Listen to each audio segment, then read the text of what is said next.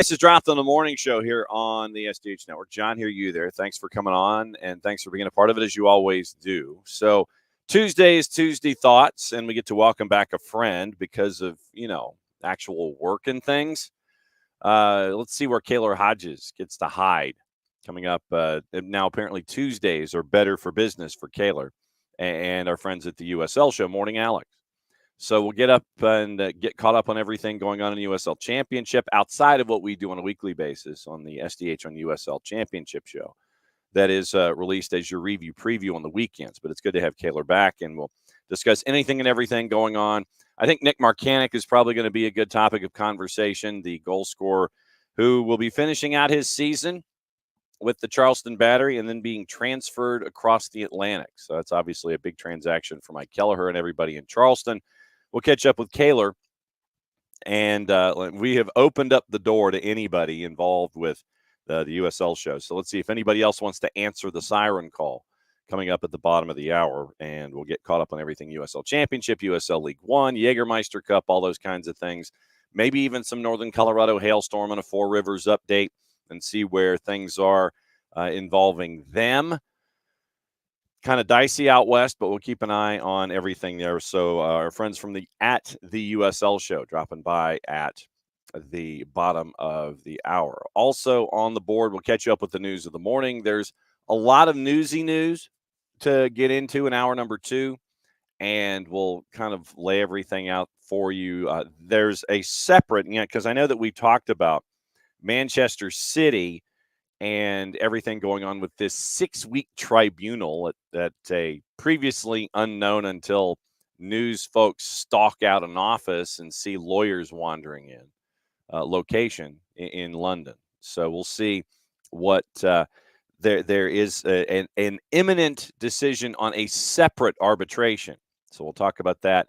And anything else on your mind, we'll go through what happened in Major League Soccer on the weekend outside of Atlanta United. If you still have any lingering or not necessarily lingering, but thoughts that might have just popped up into your head about the whole thing between the end of the show yesterday and what's going on this morning. So, yeah, it's like, you wake up at like 3 o'clock in the morning, you're wandering down to, get maybe a glass of water or something. Hey, yeah, I forgot about this.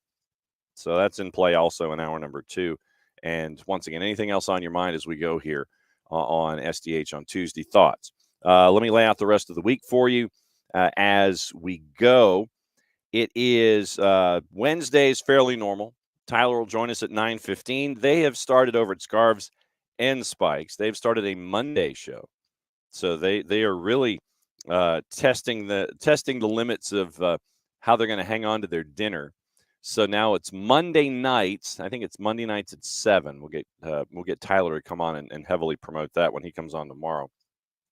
In addition to the Wednesday night show, in addition to all of their pop-up shows when they get to go and hang out at Signia and all those other places. So they're adding programming at Scarves and Spikes. And we'll have Tyler on tomorrow. If we can track down the busiest man in the Northeast, Dylan Butler, he'll be on at 10. If we can track down one of the busiest color commentators in the business today, Marion Crowder, we'll catch up with her at 10:30 and find out how the Casa might have survived the tropical storm and all of the winds and rain that happened a couple weeks ago. So we'll catch up with her.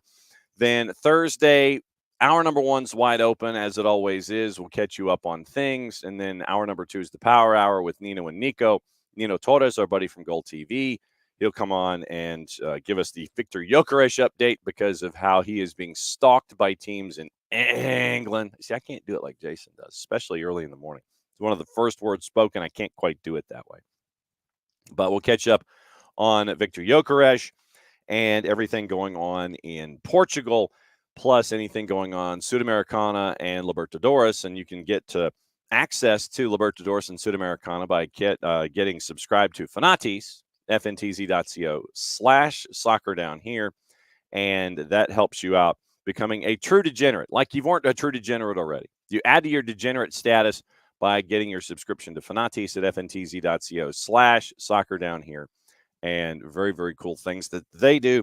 It is all the beans, Nuestra Tele, CDO, Gold TV, for the fans, all the things.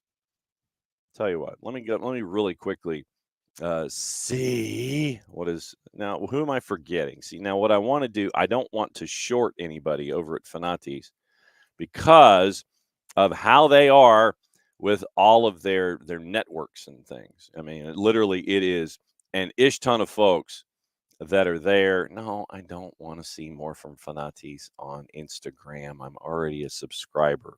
So, great. There we go. That's what we're trying to do. All right. So, no, I'm going to log in. See, that's just apparently tomorrow we've got calf qualifying, and there's news out of calf too, by the way. So, uh, like I said, there's plenty to discuss there. So let me see. Super football, it's Teise. Liga 1 Max, Liga 1 Max Pro, BN, Teise, Gold TV, CDO, and Western Tele Florida fans. Okay, there we go. So that's everybody. Got all that squared away with them. So yeah, true degenerate status. Go and hang out with all of the things that are there. Then on Friday, it's a weekend whip around, patent pending, trademark coming sooner, hopefully rather than later. Jason will drop by, hopefully at some point, unless he's on a plane heading to Philadelphia and getting ready for Atlanta United and Philadelphia Union. Speaking of the twos, we have action tonight from the Fraction. Last time here this season in 2024, as they have been eliminated from postseason play after the penalty kick shootout loss to Crown Legacy in Charlotte over late in the week last week. And so now they get to be spoilers. Inter Miami CF comes to town. Go visit. Go hang out with Abby and everybody. Get your action at the Fraction tonight one last time here in 2024 as they can play spoilers. Once again, is going to be a 7 o'clock pregame show with Jason and Maddie. Jason on the call at 7:30. 7:33 is kick, if I remember correctly. So if I remember my math and how things work in MLS Next Pro, it is the regular season home finale for the twos. Go see the twos tonight. Go see the twos tonight. Go see the twos tonight. I don't think I can emphasize that any further. But, yeah, go check out the twos one last time this season, unless you're going to fly to Philly and push your flight back to Sunday night because they are in Philadelphia after the first team match on Saturday. The twos are on the network here Sunday, 2:30 pregame, 3 o'clock kick, 3:03 kick. And it is Atlanta United 2 in their regular season finale going up against Philadelphia Union 2. Once again, they get to be a spoiler in their last two matches. Philadelphia Union 2, they were in a shootout yesterday, and it was in Chester, and so we'll go over standings and let you know. Also, as we lead out today, we'll let you see where things are in the Eastern Conference and let you see where things are in the Western Conference when it comes to MLS Next Pro as the playoffs are coming up just around the corner. We'll continue covering the playoffs in MLS Next Pro and everything else that's coming on down the line, so that's going to be easy there. Morning Ropes, Morning Knicks. Apparently there's a hype train going on Twitch, whatever that means. So thank you for hyping our hype train. So congratulations to all of you who are hyping the hype train. So once again, Morning Ropes, Morning Knicks, Morning Alex. And thanks for dropping by. Okay. Opening kickoff. Brought to us by our friends at Kickoff Coffee and kickoffcoffeeco.com. That's the QR code for our friends at Kickoff Coffee and kickoffcoffeeco.com. You hit that QR code, then what you do is when you check out, use the code SoccerDownHere15. They give you 15% off your purchase, and then Kickoff Coffee in turn reinvests 10% in youth initiatives and youth program stuff that they have earmarked as cool. And then your purchase goes a very long way, and it goes double, as a matter of fact. You get the discount, and Kickoff Coffee invests. Right there, use your QR code. Don't forget to use the code at checkout, Kickoff Coffee and kickoffcoffeeco.com. Okay. Yesterday at about 1 o'clock, and this is a completely and totally self-serving PSA for SDH and for all of you that have been a part of this now that we're in our 7th season. Yesterday, and I guess this is story time with John. So we'll go ahead and put the story time with John banner up so that way we can see what's going on. So story time with John. Yesterday at 1:00, I was in the radio studios at Georgia Public Broadcasting because this is the time of year where I'm juggling back and forth trying to figure out, okay, if I leave Office HD by 12:23, I can get to Georgia Public Broadcasting by 10 till. I can park. I can race into the studio. I can sit down. And then Hannah and I can record the weekly Football Fridays in Georgia podcast. And this week, by the way, it is the head coach at Camden County, Travis Rowland, and the head coach at Grayson, Santavius Bryant, as we get ready to hopefully, knock on wood, broadcast Grayson and Newton.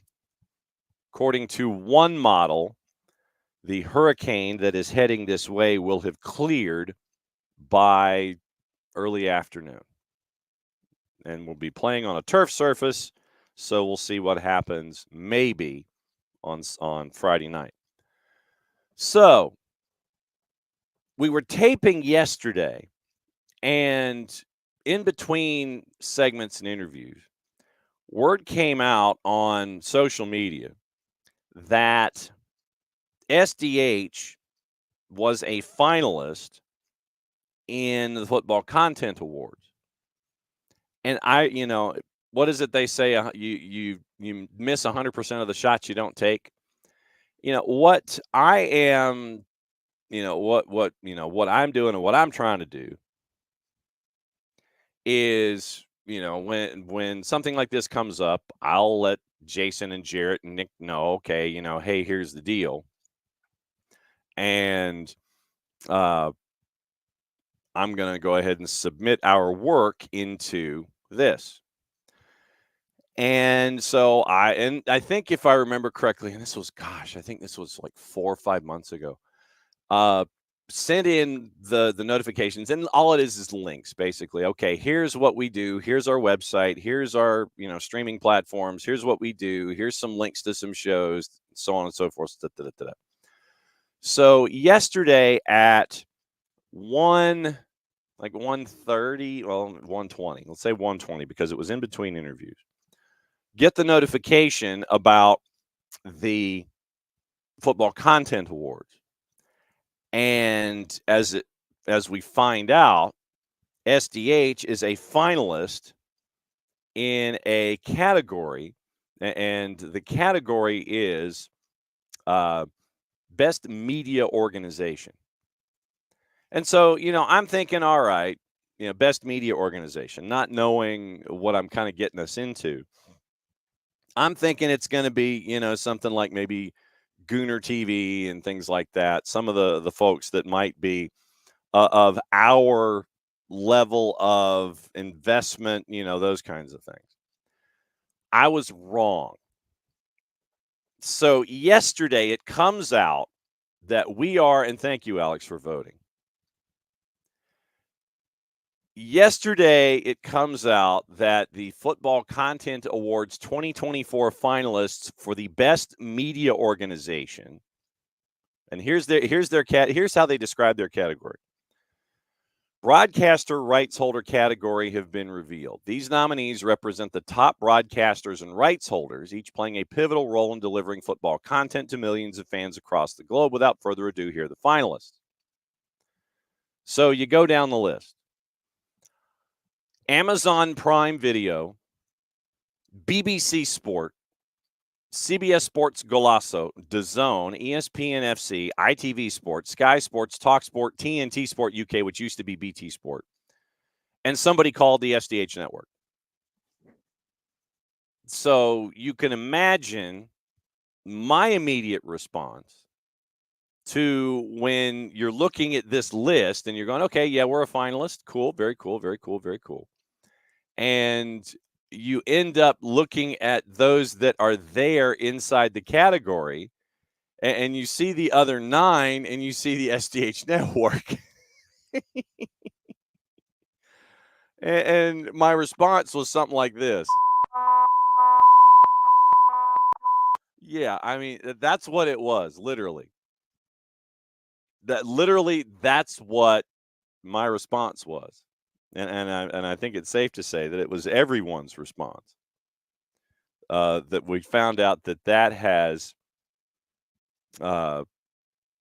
that was part and parcel to what happened yesterday.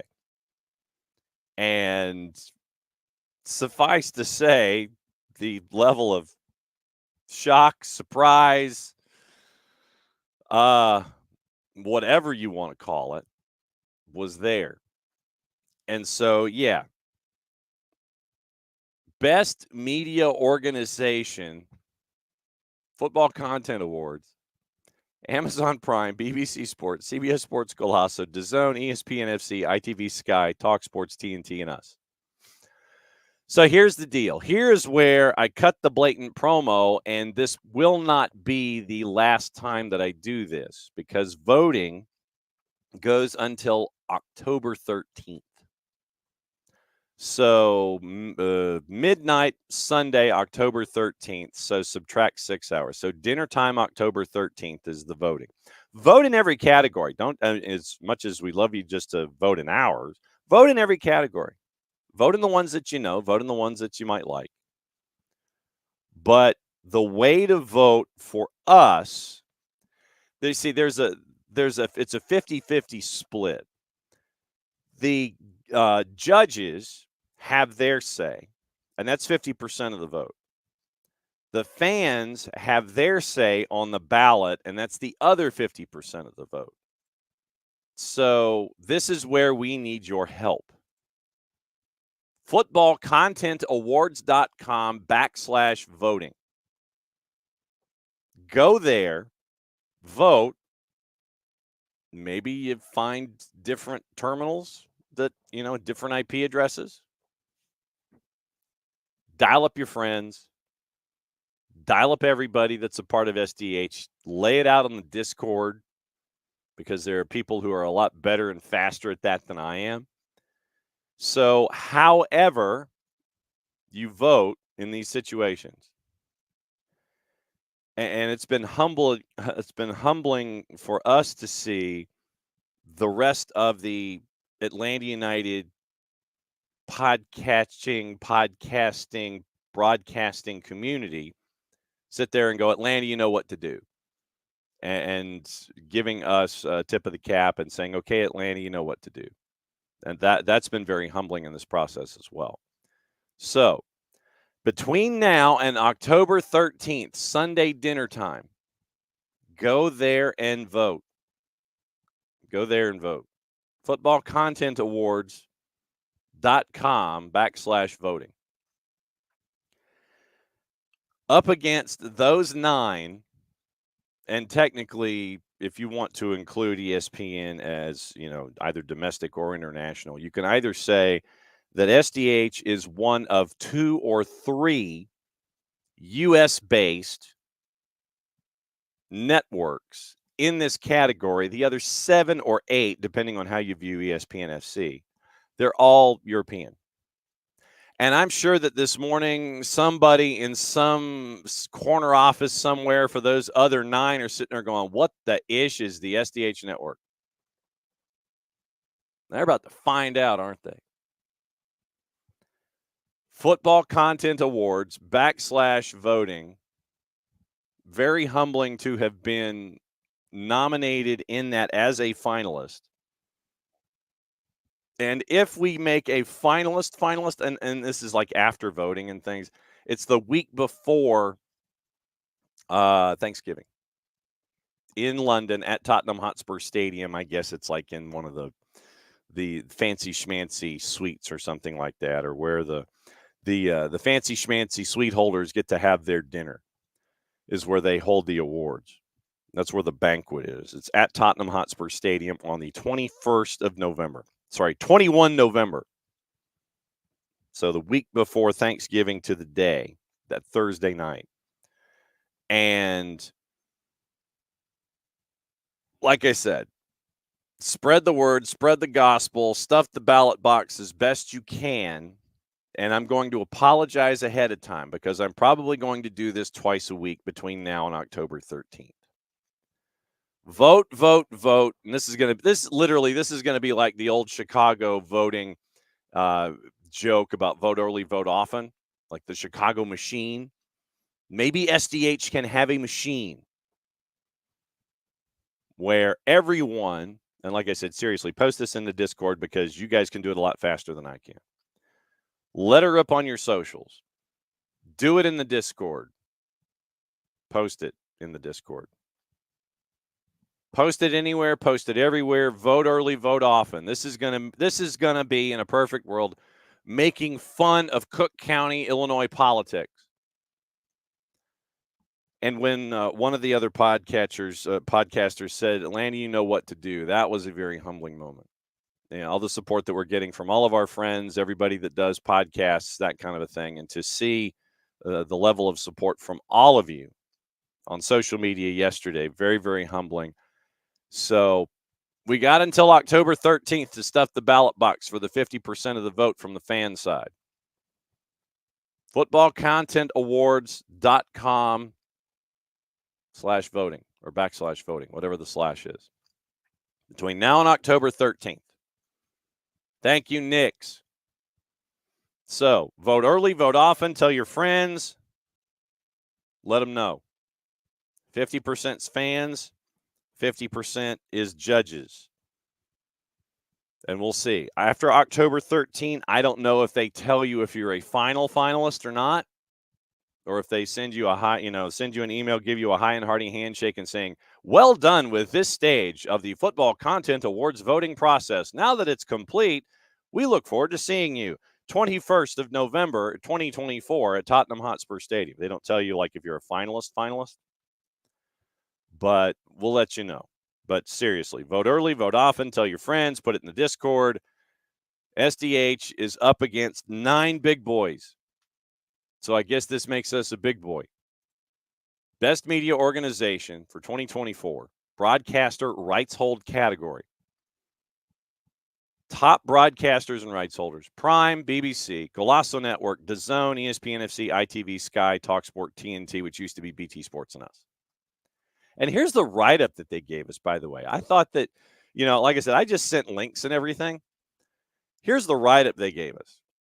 Based in Atlanta, Georgia, the SDH Network offers a unique mix of football content, including live broadcasts, talk shows, and in-depth interviews. Specializing in all levels of the sport, from professional to high school, SDH has expanded its offerings with the launch of SDH2, a new platform for live event distribution. The network's commitment to covering all aspects of football, combined with its growing audience, makes it a standout content provider in the U.S. market.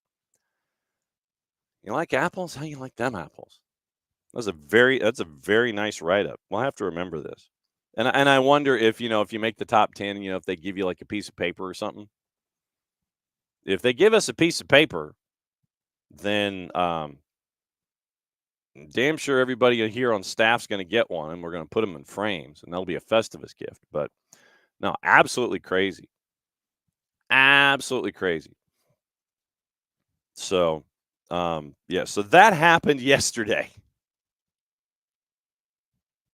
That happened yesterday. Absolutely happened yesterday. In the 1 o'clock hour Eastern time.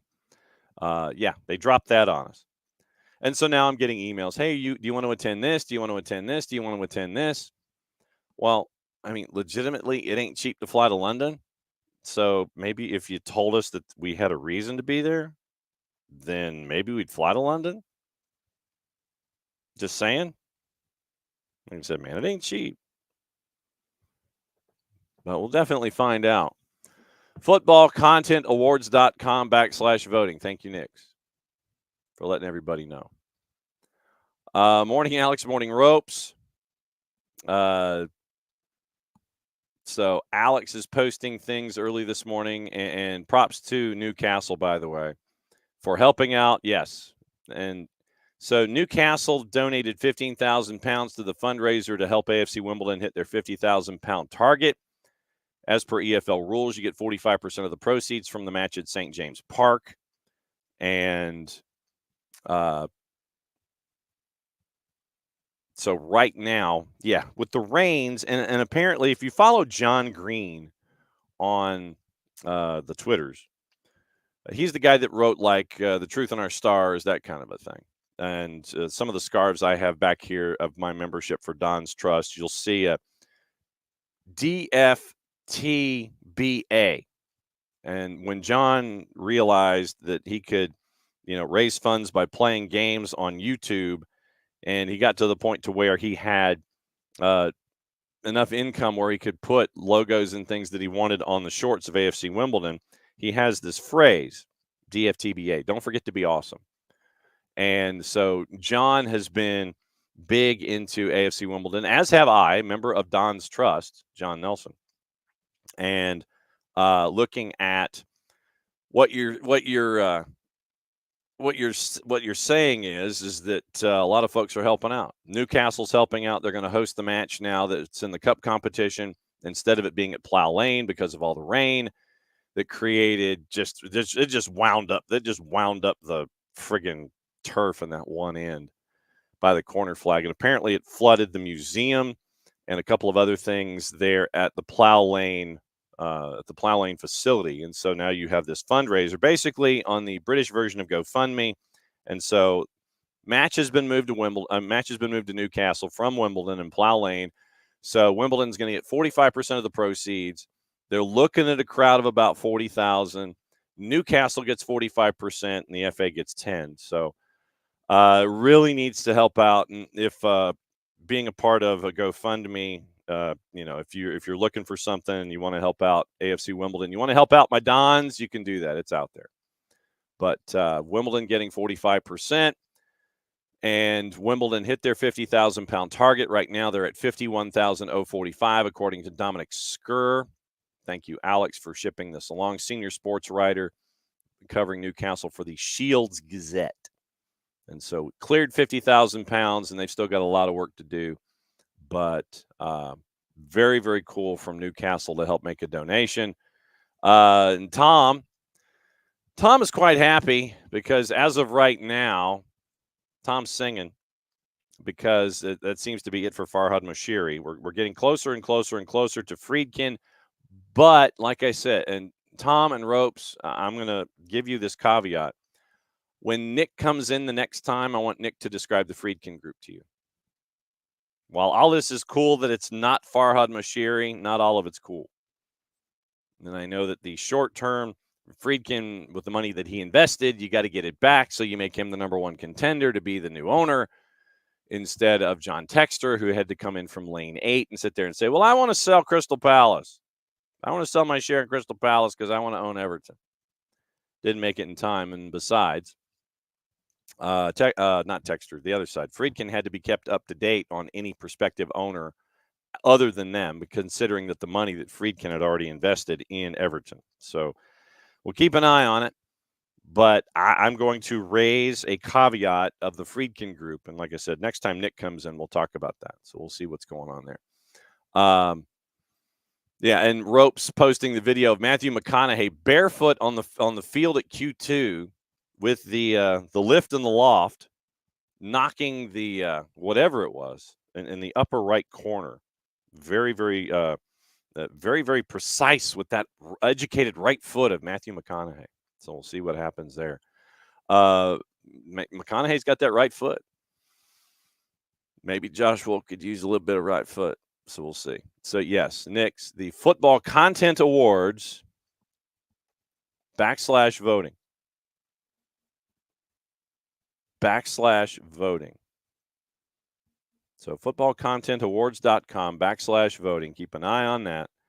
And so we will see what the latest is involving all of that. So really cool stuff there. Alex is like, well, if y'all get invited to London, he's going to cash in all of his, Alex, you're an OG +1 friend of the network chips. Yes, absolutely. Hey, we might need folks to fill up a table. You never know. I looked at the price of the tickets, man. Just to get in price for the tickets for the banquet's £200 per seat. That's some high cotton, man. So we'll see what happens. Morning, David. Well, I know I'd be a better owner. Tom says anything's better than Farhad Moshiri. Not necessarily wrong, but like I said, I mean, I know I would be a better owner, Tom, but like I said, next time Nick comes in, I want Nick to discuss and describe what he thinks about the Friedkin group, because Friedkin and Roma, they were, they're like this. So Friedkin and Roma, and Nick knows about Serie A and the Friedkin group, and so Nick will let you know what you might be getting into if TFG has been approved, and so we'll see what the deal is involving them. So there you go. Once again, footballcontentawards.com/voting. footballcontentawards.com/voting. So that's what you got to do. footballcontentawards.com/voting. Vote early, vote often. Vote early, vote often. Did I mention vote early, vote often? Tell your friends. But yeah, we'll get into, like I said, next time Nick is here, we will discuss the Friedkin group and Roma and Impact and all those kinds of things and what you might be getting when, because I don't anticipate that standards and practices in the Premier League is going to sit there and go, well, we don't like your money. So we'll see what happens. But as of right now, everything is looking like it could be the Friedkin group now owning the 94.1% of Farhad Moshiri and Everton, and getting ready for all of that. Once again, Efforting Kaylor, Hodges, and our friends from the USL show, they can pretty much jump in on a Tuesday whenever they want. But remember, Kaylor is trying to find a room where he can hide. Look, Tom says, give me my couple days of happiness. Don't rain on my damn parade. I'm not raining. If I'm raining on your parade, Tom, all I'm asking is that you carry an umbrella. That's all I'm asking. In this particular case with the Friedkin group, if I'm raining on your parade, and Nick will probably tell you too, get your rain gear and get a golf umbrella. That's what I'm saying. Not that Friedkin, that has already invested 200 million pounds, not that they haven't already invested in your club, not that they haven't already said they want a complete Bramley Moore dock, not that they haven't already said all these things, but what they probably view you as a line on a balance sheet more than a club. That they are looking at you as a line on a balance sheet. I mean, I know a lot of multinational corporations these days do that as a rule of thumb, but just no going in. And like I said, this is just me thinking from previous mentions of Nick and the Friedkin group. If TFG is going to take Farhad Moshiri's 94.1% stake in Everton, my warning to you, without Nick and his empirical evidence, find your galoshes, find your umbrella, and get your rain gear if I'm raining on your damn parade. So there you go. I mean, so that's basically it. It is a caveat. That is what I am. Yeah, that's what I'm waving my hands in the air about this morning. Is that literally it is a caveat to you. And there was some other news this morning involving Sean Dyche. We'll get into that coming up in just a little bit, obviously, as we roll here this morning on the show. But yeah, just like I said, like I've been saying, Maine, umbrella, galoshes, seriously. So we'll keep an eye on all of that stuff as we go here. So once again, remember.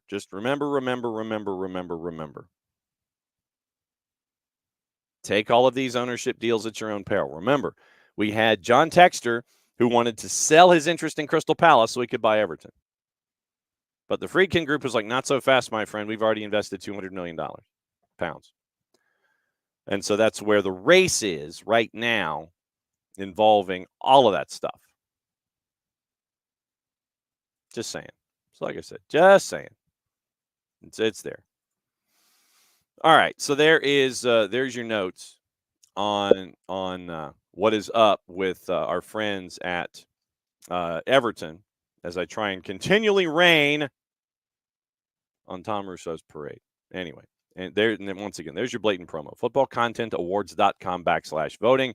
If someone could put it in the Discord, that'd be great, because you doing it in the Discord is probably far faster than me putting it in the Discord.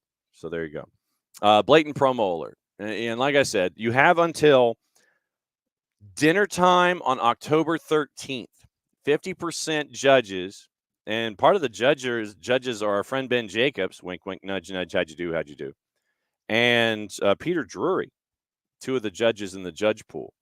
And like Nizer Kinsella, I think, is there, and like 57 other judges or something like that. It was a lot of judges because you had to scroll down the page a lot, but 50% of it is a fan vote.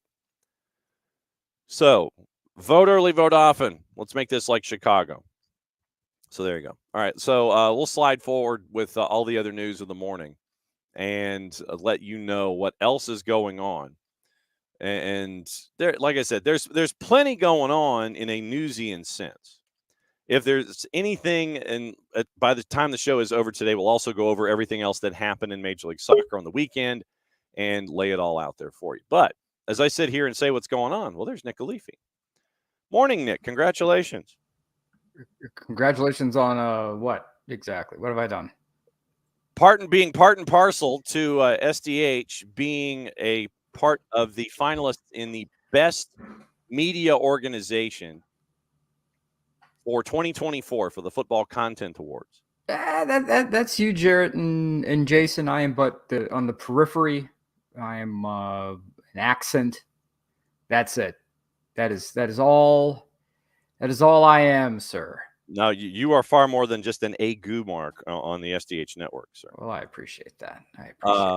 So vote early, vote often between now and October 13th. I mentioned yesterday and today the breaking news, the developing story now officially. It was breaking yesterday that now Everton appears that they may have an owner. Yeah. Taking over the 94.1% stake of Farhad Moshiri. And I guess your ears were burning as many times as I have invoked you in this process ever since that name has come aboard. But it appears the Friedkin Group, who has already invested £200 million in the continued floating of Everton and its survival, might be short of the standards and practices vote, which is they say that clearance could take like 6 to 8 weeks. And it's probably going to get rubber stamped, that the Friedkin Group will now become the controlling owner and controlling interest in Everton. Tom Russo has put his fingers in his ears and has started singing Tingle-Ingaloo because he just doesn't want to hear it at the moment. Uh-huh. But I told him, he was like, don't rain on my parade. And I told him, though, I said, look, public service announcement, get a golf umbrella and get out your galoshes. Because if I'm raining on your parade, you just got to be prepared. For those that do not know what the Friedkin Group does to its football-controlled assets, how would you break down what the Friedkin Group does as an entity? Nothing. I'll put it this way. There's no elevation. So wherever your club is, you may get a slight bump tops, but you're not going to get any sort of major push. It's not going to be this magical elixir that transforms your fortunes. That's not what Friedkin does. He doesn't invest those kinds of resources. With Roma, arguably, you could say that they had a higher profile under previous chairman Jim Pallotta, and there was certainly more integration within the Roman community under Pallotta than there has been under Friedkin. Friedkin came in with, there was a lot of bluster about how, he was going to sort of right the wrongs of the Pallotta regime, where they were going to invest in top tier talent. They were going to elevate Roma to be, in the top of Serie A. Consistently, that has not happened. They are a team that largely has been what they've always been, which is, a top 6 team. There's nothing wrong with that. But right now, you're talking about a team that is in 10th. It's early in the season. It's not a big, I wouldn't say it's crushing for them. But what has been crushing for them is how they have been so tone deaf when it comes to the culture surrounding Roma. You bring in De Rossi whenever you had challenges previously. He provided an instantaneous bump, and then you give him 3 games this season and he's out the door. I mean, it's been, they've had to issue statements. They've had to come out and essentially be in a position where they're having to, along with Ivan Juric, say, hey, look, guys, the wins are going to come and you guys will be happy. It hasn't, that hasn't necessarily been the case. I mean, there is still a very, very active contingent, especially among the ultra group, that is anti-Friedkin. And I would not be shocked if Friedkin ends up using the Everton takeover as a means to exit Roma. For those who are, who are familiar with the relationship, who are not familiar rather with the relationship that Daniele De Rossi has, he is Mr. Roma, man. Him and Totti are the 2 titans of Rome. And to be handled the way that they were handled, it's mind-bending. It's shocking. I don't understand, that the CEO, the previous CEO who has just recently stepped down, was getting Lena Sukulu, yeah, she was getting threats. I personally do not agree with the fact that she should have been receiving threats. If she stepped down, she should be stepping down because of incompetence, not because of, threats against her or her family. But it doesn't change the fact that Friedkin is running Roma like an asset. He is not running Roma like with intent to be exceptional. If you are an Everton supporter, you may have an idea that, hey, look, we're sort of in the doldrums, so anything's better than being in the doldrums. You may go from the doldrums to mediocrity. If you're cool with that, then Friedkin's the guy for you. If not, then best of luck. Friedkin, I'll tell you this though, Friedkin will not get your club into financial trouble because he runs it like an asset. He's not going to be prone to wild, outlandish signings that will bankrupt your club or get you in financial fair play problems. He will not do that. Well, because he's also having to juggle the finishing construction of a new stadium at the same time that you're trying to have a team on the field, another asset. Well, yeah, but I think this is also part of the issue with Roma, is that Roma is a trap, and it is a gold and honey trap. That it is in one of the most, if not legendary cities in the history of the world, and to have a prize jewel residing within the city is intoxicating for men of money and power. And so the challenge is that you say, and this is the rich owners, we are going to build a brand new stadium in Rome. We're going to have this great complex, this great facility, and then what comes of it, right? I mean, owner after owner after owner has done this. I will refuse to believe that any new stadium will be occurring in Rome, around Rome, until the stadium is completed and the butts are in the seats. I just refuse to believe that's happening. And I think a lot of owners are discovering this. I think Pallotta discovered this. Friedkin's discovering this. It is virtually impossible to get that kind of business done in Rome. So if you're going to be sort of stuck with this asset, you might as well go ahead and start looking around the other leagues and seeing where you can have a sort of transformative process. Because Everton will probably do that. No, because you can't just in Rome taking it from the Rome perspective, you can't just sit there and say if you're Roma or whomever that yeah, you know what, I'm going to build a stadium right here. I think that we need a new beautiful downtown facility that's got take your example here in the U.S. We're going to build a new fantastic stadium that's got all the amenities and it's got a roof and all these kinds of things. You can't do that in Rome. No, you can't. And not to mention that if anything you do within Rome, you're going to have to deal with Lazio and you have to deal with the politics of Roma and Lazio. So it's politically speaking, it is a nightmare to navigate. I understand why American businessmen keep trying to get involved with Roma. I don't think that it is a recipe for long-term success. I think there are other opportunities within Italy that might be better suited for that, but everyone wants the tourist triangle. Everybody wants Rome, Florence, Venice. And it's not shocking that there are American based owners in each of those clubs.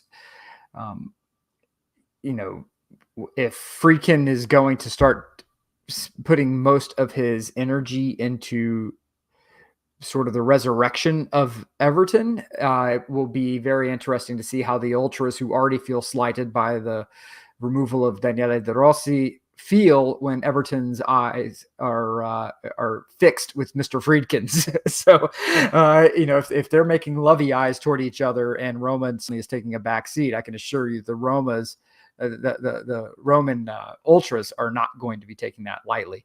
So, if you're Everton, you can't help but feel a sense of optimism because, what are you currently dealing with? Where can we go from here? Up. Right. So, again, he will bring stability, which I think is what Everton needs. Everton needs stability. This is one of those things that happens so often with these takeovers, especially at this level, is that you have a fan base that's largely impatient, and that's fan bases globally. They are impatient. They want results largely right away. And you start trying to run before you're walking. And this is going to be a process. If this goes through and it is approved, Friedkin will start Everton walking. You will probably make it to a jog. You are not going to be sprinting. There is such a divide now between the Friedkins of the world, the Glazers of the world, and then the nation state owners of these other clubs, that what you're going to have to do is sit there and play rope-a-dope with these bigger clubs, especially in England. You're going to have to take your punches, and then you're going to have to jump up and try to score a knockout blow when you can. That's now every non-nation state actor's job in the Premier League. So if you're an Everton fan, I will not rain on your parade. I will say that it's partly cloudy. I will say that it's misting, but that is far better than the monsoon you have been dealing with. Woo, you ain't kidding, brother. Tom says that's one of the differences between Everton and Roma, not to mention the former is literally one of the most historic clubs in the world. It's no exaggeration to say we are a sleeping giant. I think that, Nick, using your analysis of TFG, I think that using your path, Everton turns into Crystal Palace, not necessarily a team that is sitting there and chasing a relegation every year and wondering, okay, do I need to bite my nails in match week 36, 37, and 38. They turn into somebody mid-table. They turn into Wolves. They turn into Bournemouth. They turn into Crystal Palace. They're just kind of here. They're happy to be here. They're at the press conference so they don't get fined, is what it sounds like you're going to be doing, going from 18, 19, 20, 16, 17, 18, 19, 20 to 10 through 15 as opposed to being 16 through 20. Yeah, I think 10 to 15 is probably a pretty good idea of where you'll be sitting. As a Milan supporter, we have been traditionally called, Italian giants, right? Those days are gone. The days of Milan being, like and a world beater are it's largely done. And for we're sitting seventh in the table right now. It's there's a lot of headlines here in the United States because Pulisic has been doing really well, and I don't think anyone can argue with that. But at the same time, how much closer are Milan to competing in Champions League? To win the Champions League. Mm-hmm. There's such a concrete ceiling now that exists. Like, you can get all the way up, I think, to the semifinals, and at that point, you're going against a few. It's Real Madrid in the nation states, and then the battles that are taking place there. You just don't have the depth to really compete. I think we're competitive. I don't think we're going to be classified as giants anymore. So I think that Everton will be in a position where they will be competitive. You will probably have access to some players that you may not have previously had access to. The difference here to watch, and this must be stated because it's a fact, it is not opinion. The amount of money that you can receive as a poorly ran EPL team, versus the amount of money you can receive as a top flight Serie A team are not even night and day. It's not even the same sport. It's not even the same planet. So it is a matter of what does Friedkin do with the insane revenue he will be receiving from the Premier League. If he brings stability and he takes this ridiculous windfall he's about to start receiving and invest it back into the club, there's opportunity for Everton to do that. However, I don't know if Friedkin will be able to shake his running the club like an asset background. I don't have enough evidence that will say that he's going to be doing anything that will make me go, oh wow, like, oh, okay, all right, it's stability, that's great, but not everyone takes the windfall and dumps it into the team. If you're an Everton fan, you hope he does, but that doesn't mean it's going to happen. And I think that will be interesting to watch, to see if he does that. And yes, Alex, Inter did make it the final, and they did have all kinds of financial issues and uncertainty. So, again, you get on the ropes, take the punishment, and try to punch up when you can. That's, in my opinion, that's where Serie A is, and generally most of the clubs who are not nation state actors. Yeah. And to Tom's point, Tom thinks that higher than 10 is what they can be looking at, considering when he first started following the club ownership previous to Mashiri with no money. Really quickly, I want to see if I can diagnose who the owners are right now in the Premier League and how different it is. And so, Tom, when you started watching Everton, let's look at the standings right now, just so we have standings. By the way, we do have Gummy Bear Cup today. We'll be getting into that as we go with juice boxes. Okay, Manchester City state ownership, Liverpool, Fenway Sports Group, Villa. Gosh, who owns Aston Villa these days? I know it's a conglomerate, but I just want to get it right as to who owns Aston Villa these days. V Sports. The Egyptian billionaire. Where's my ownership here? All right. So Egyptian billionaire, Comcast backed in, December of 23, Villa announced Comcast backed American investment firm Ateros would invest in V Sports, the ultimate parent company of the club. The agreement, which saw Ateros obtain a stake of approximately 20% in V Sports, valued Villa at more than £500 million. The deal with Ateros was finalized in April 24. Ateros CEO, former Comcast CFO Michael Angelakis, appointed to Villa's board of directors. So it is 2018 V Sports consortium consisting of Egyptian billionaire Nassif Sawiris, American billionaire West Edens, were purchased 55% of a stake in the club. Company's House revealed the remainder of the Chinese businessman Tony Shaw had been bought out. So it's Nassif Sawiris, West Edens, and a Comcast-backed American investment firm. So that's multi-tiered when it comes to Aston Villa. Arsenal, Kroenke Sports and Entertainment. Chelsea, Bowley Clear Lake. Newcastle, the PIF. Brighton, and like I said, this is like early in the season, so stuff like this can change. So let's do Brighton and Hove Albion's ownership currently, and I know that I think they are another conglomerate. Yes, Brighton and Hove ownership. That's what I'm clicking because I can't type. I know this. Nothing like doing ownership down here. Tony Bloom. So Tony Bloom is an English sports bettor, poker player, and entrepreneur, the majority owner and chairman of Brighton and Hove Albion, and an investor in and minority shareholder in Royal Union Saint-Gilloise. So Tony Bloom, the lizard, is your majority owner in Brighton. Forest is Evangelinos Marinakis, a Greek shipping magnate. Fulham is Tony Khan. Spurs is Daniel Levy keeping an eye on things. Manchester United, Sir Jim Ratcliffe.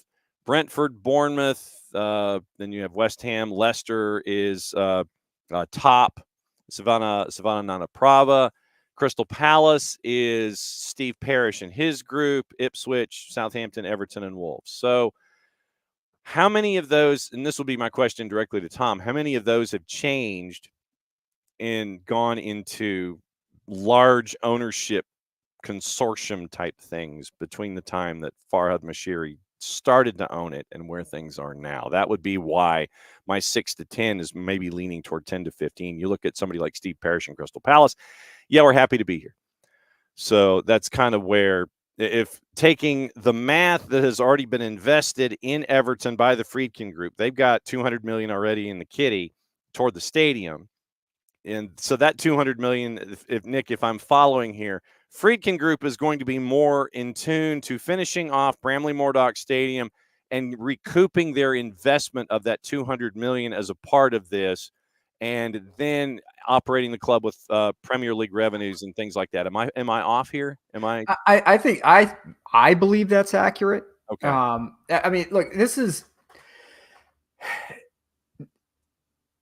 I think a smaller spend goes farther when you're stable. Yeah. In the lower divisions. All right. We saw what happened with Wrexham, right? Yes. With just stability, not having idiots at the wheel. Yeah. You know, all the feel good stuff aside, that we see what can happen when you have competent money at work. Mm-hmm. When you get up in the Premier League, that the money doesn't go nearly as far. Right. You know, there's the boom bust nature of player acquisition these days. And then you have, you know, as well, the basic challenges of, you know, nation state and now conglomerate, you know, cash working, you know, against you. Mm-hmm. I understand. And look, man, yeah, Tom, man, if you want to aim high, baby, aim high. I think you should. It is your duty as a supporter of your club to say, no, Nick, you're an idiot. I think we're going to be doing a hell of a lot better than 10. That is your job to tell me that. Yeah. That I have no qualms with you pushing back on that, because if you said, yeah, Nick, I think you're right. I think we're happy at 10 to 15. Yeah. You know, I think it's good for there to be hope. You know, I'm not going to kill you hope, but if you ask me, Nick, what do you think is going to happen? I'm just telling you what I think is going to happen, which is I think you guys are going to be 10 to 15, and Occasionally punch above your weight and, get up to, 7 to 6 and then, maybe cycle back down to 10, 15. That's not a terrible place to be.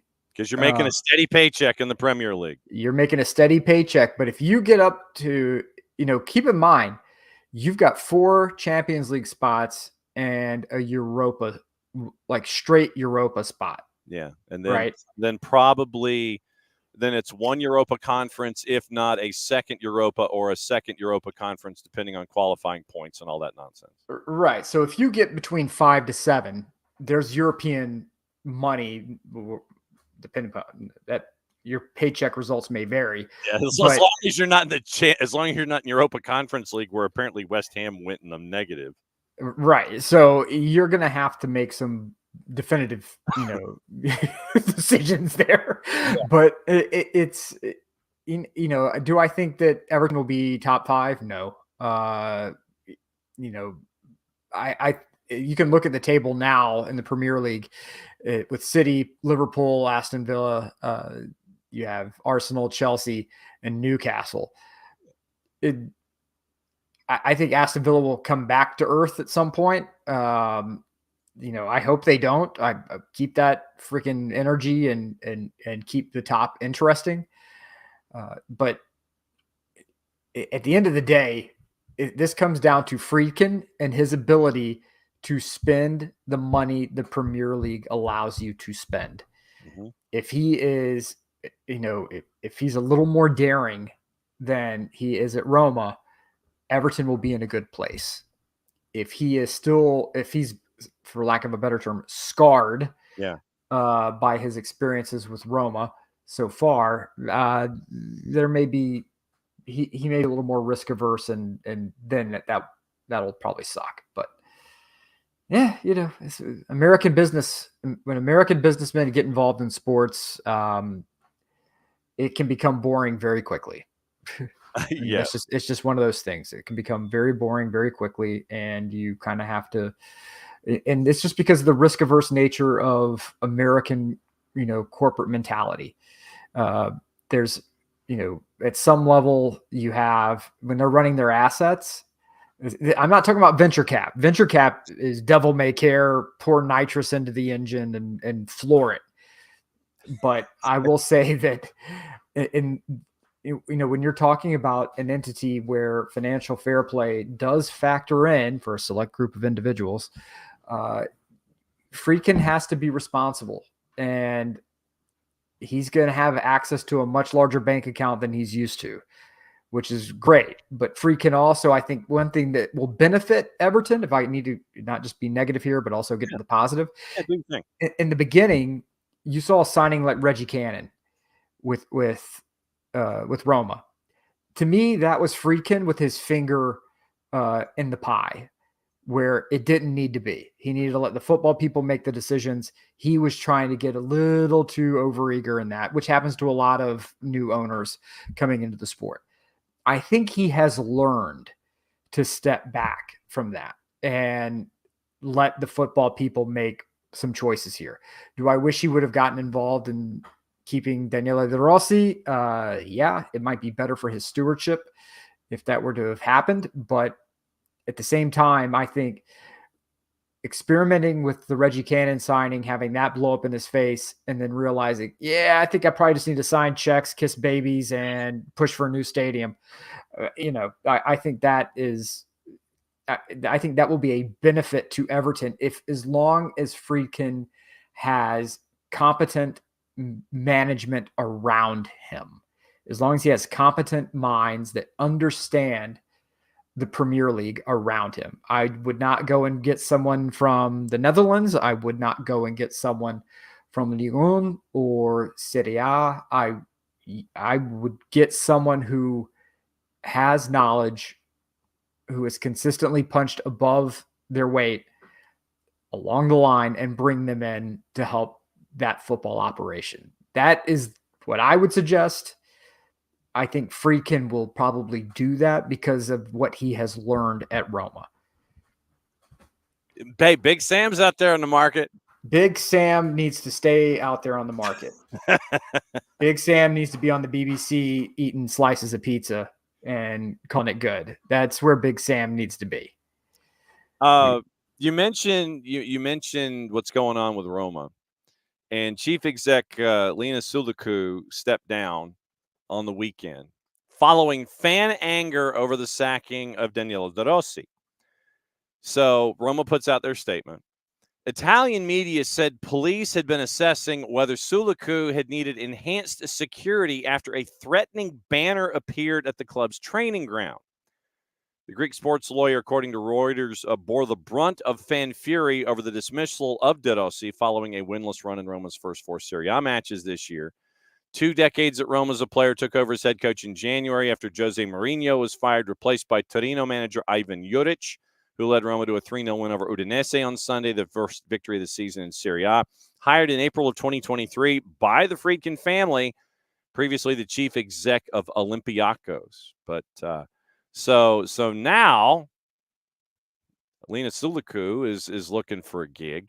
But when the ultras put banners where you can see them, and the Italian police have been assessing whether she needed enhanced security, I think it's time to check out of the inn. Yeah, it's time to get out. Look, Italian ultras are, I'm not going to say they're different, but they are more enmeshed with the clubs than I think ultra groups are in England, because you had the issue for a long time with hooliganism and that sort of forced separation between the clubs and the ultra groups, and there's still conversations that take place there, but the ultras in Serie A are really there's a whole underground market that's there, that's tied to the club, and that is fundamentally a benefit and fundamentally a massive negative mark for Serie A clubs, because the ultras have far more say in how things go than what you would traditionally want. They can make your life unbearable in Italy because they have so many fingers, so many pies, so many different ways to punish you. Mm-hmm. Local revenue will dry up. Businesses will not want to be involved because they don't want the trouble that comes with the ultras. And, Roma's board is figuring this out. So, and Tom has a comment here that I want to address. He says, but you have to remember that Everton is different than any other team you can be talking about. You're talking about one of the first football clubs in the world, one of the first clubs in the first ever football league, a team that was one of the most dominant in all of football pretty much right into the Premier League era. Just don't think you can make a comparison between that and Roma. I think I can. My conversation is this. There are a lot of people in the Premier League who talk about what was. Manchester United fans still believe that like Sir Alex Ferguson is like King Arthur, who will return when Man United needs him most. There's a big difference between what was and what is. I don't think Dan Friedkin in his press release will say something about, taking stewardship of one of the oldest clubs in England. I don't believe that means anything in the world today. I don't think there's any players out there who are, I can't wait to go play for Everton. I will choose Everton over, some big money move to PSG or Real Madrid or Barcelona or, anywhere else, because Everton's one of the oldest, grandest clubs in the world. As a fan, yes, I think that is a flag you should plant any chance you get that you support Everton. Everton is one of the oldest clubs in the world, but I think the difference here is money. And the stewardship of Everton is going to come down to how Friedkin employs money. It is that is the be all end all conversation here. So it is one thing to, I don't diminish the history of Everton. I do diminish its current standings in the world. History don't pay the bills. No, look, I remember when Man City thought Jolion Lescott was like the signing of signings for them, and they had Cooks on the front of their shirts. I mean, they had friggin' Mark Hughes as a manager. Yeah, and then magically, everything turned around, and magically thanks to money. But it's like the South Park episode when they were like, "How is Magic Johnson doing this?" And they're like, they found out he has like blended up dollar bills in the medicine he takes.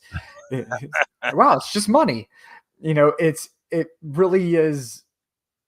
I think Everton could do a hell of a lot worse than Dan Friedkin. Yeah, hell of a lot worse. They have, but they have 777. Yeah, yeah, but. And you guys fumbled Ancelotti. I don't understand how you fumbled Ancelotti, but okay. But Friedkin, I think the difference, the compliment that I give Friedkin is that I think he is in the middle of learning a lesson right now that will be unbelievably valuable to Everton. And that is, what he's learning at the moment is he's learned the politics of stadium reinvestment from the nightmarish labyrinth that is Roman politics. He is learning about engaging with the more, shall we say, significant investment from certain corners of your fan base. So he's going to have probably a bit more of a deft touch when it comes to Everton's more engaged supporters. He is going to be wiser, I think, when it comes to the transfer market. But I think that if he invests in the academy, if he invests correctly within the transfer market, if he surrounds himself with wise counsel, Everton can be in a far better position than they are now. And yes, Airborne DJ Tom says, none of the talk really matters right now. Let's talk in 5 years. Well, I think the talk does matter now because it's important for people to know, because not everyone is as dialed into Serie A as I think a lot of people within our SDH fan base is, because I think that we've had such a phenomenal crossing of the streams for so many years. Yes. But I do believe that there are people who are in the Premier League, and they are Premier League do or die, and they want to know what Friedkin can bring. And I think that it's important to discuss the good and the bad with that. So, we are not, the doom bringers on this show, but I do think that the lessons he's learning right now at Roma's expense will be a net positive for Everton going in, because doing business on stadium reinvestment is going to be like a dream. Yeah.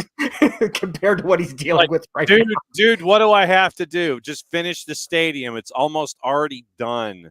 Yeah. Just get it done. Okay, good. Now I can get my money back. You mean I don't have to pay all this extra money for somebody to approve permits? No. Oh, wow. Okay, this is great. Dan, you see that thing at the end of the dock that has the shell already built? That's what you're moving your club into. It's already being constructed.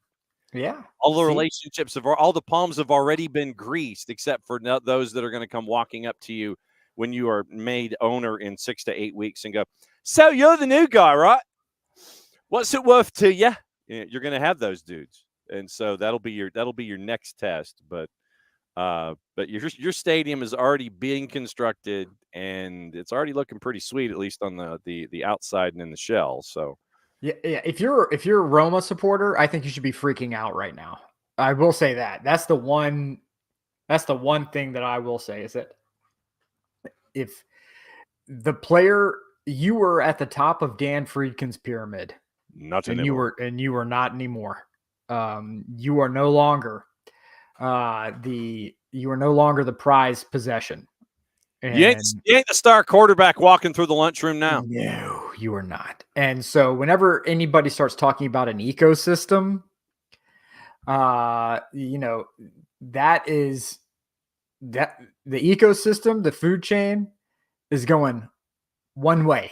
And that is if you have players coming up through Roma and that academy, they are going to be working their way to, right along to Everton. That's going to be the new ecosystem. They are not going to be going from Everton down to Rome. It's just not how that's going to work. So there's too many eyeballs. There's too much money, and Roma can't compete with that. They have everything else. They have the food. They have the weather. They have, the beautiful citizenry of Rome. They don't got the money to be the top of that pyramid anymore. So if you are a Roma supporter, now is the time to exert whatever influence safely, responsibly, legally that you can to get Friedkin to divest himself of that asset. It ain't going to happen, but if you're going to make noise, now's the time, because if there's a period of time where he says, you know what, I just need to focus on Everton, I'm just saying, now's the time. Yes. Let's see. So we're at a stoplight here. So which intersection, which turn would you like to make? Would you like to go down the Serie A road and let everybody know what's going on down there in the first month and a half of the season, or go down the Premier League road, talk about Rodri's injury where he's might be out for the rest of the season, and it puts another spotlight on schedule maximization, multiple competitions in a short period of time, all those kinds of things? What direction do you want to go? Oh, I think the schedule congestion is, that is the issue. There's nothing else that exists right now in the world of soccer that I think is more significant right now than the schedule congestion, because it's blah blah blah blah blah blah money that's it. How many competitions can we get in, because competitions equal revenue equals profit, profit is our aim. Mm-hmm. So we talk a lot about margin, the operational cost, and then how much profit you bring in. You want to create as much margin as humanly possible, and especially for the conglomerate groups, there's a board of directors that these groups, these teams, for lack of a better term, answer to. Yes. And the board of directors say, we need to increase our margins by X amount. Okay, well, we need to get to this particular tier of competition in order to ensure that we have maximum revenue opportunities. The leagues operate this way. The teams operate this way. The human body does not operate that way. And so you have injuries that are going to be happening at a faster clip as a result of this. You have careers that get shortened as a result of this. And in the end, the only people who benefit are the boards who issue the edict of maximize margin. That's it. It's the only people who benefit. There's the false promise, the mirage for the younger talent that says, hey, established veterans injured, I get my opportunity to shine, until you are thrown into the machine and realize, Wait, hold on. We just played on Sunday. What do you mean we're playing on Wednesday? Uh-huh. Yep, you're playing on Wednesday. Well, I got this slight pull in my quad. Great, you're sitting. We're starting this other kid. And then, as Run the Jewel said, you've helped build the death machine that down the line will kill you too. It's the same thing. That's the same thing that's happening across the board now.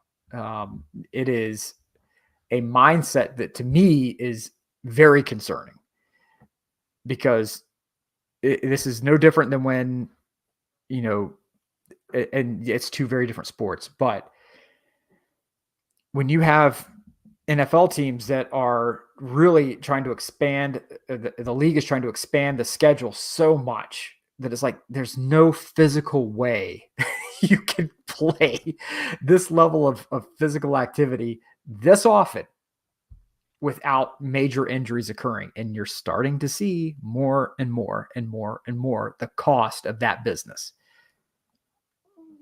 In American football, we're to the point now where the Shield wants to widen out, wipe out they want to widen out their regular season schedule at the cost of wiping out their exhibition schedule.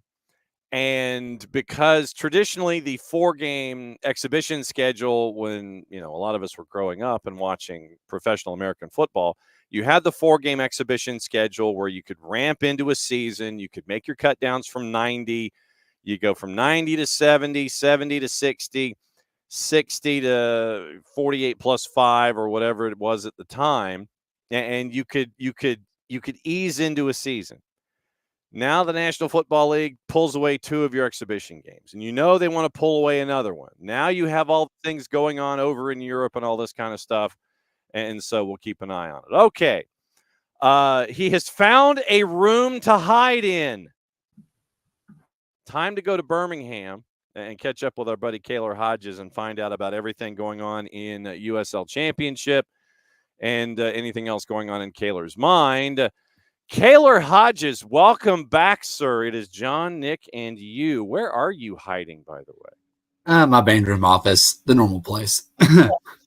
So you are in the normal place, and so now that school has started, we get you on Tuesdays up until the point of the playoffs, where we get you rapid fire Tuesdays instead of the last Tuesday of the month.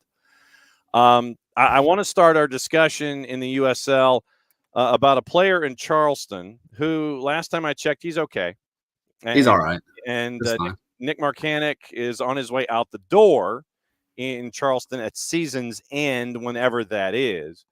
And he is heading to a richer payday, presumably, in European football. Good payday for the Charleston Battery. If you could personify what Marcanic has done to Charleston, with Charleston, and for Charleston as he's on his way out the door at season's end, how would you personify this season with what's been going on? Despite becoming the all-time leading goal scorer, I personify it as underrated.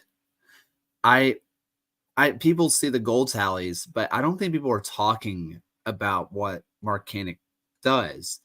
He scores with his left. He scores with his right. He really, he just creates so much opportunity for other players to score. He cuts it. He goes to the end line. He cuts it inside for a pass. He gets his assist. He causes just so much fear in a defense that he creates opportunities for everybody else. It's underrated because he's scored 27 this year.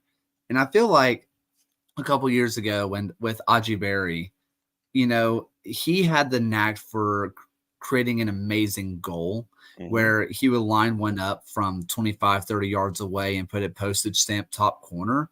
That's not really Marcanic's game. Marcanic's game is, if he's within 18 yards of goal, you're not saving it. And it looks so easy.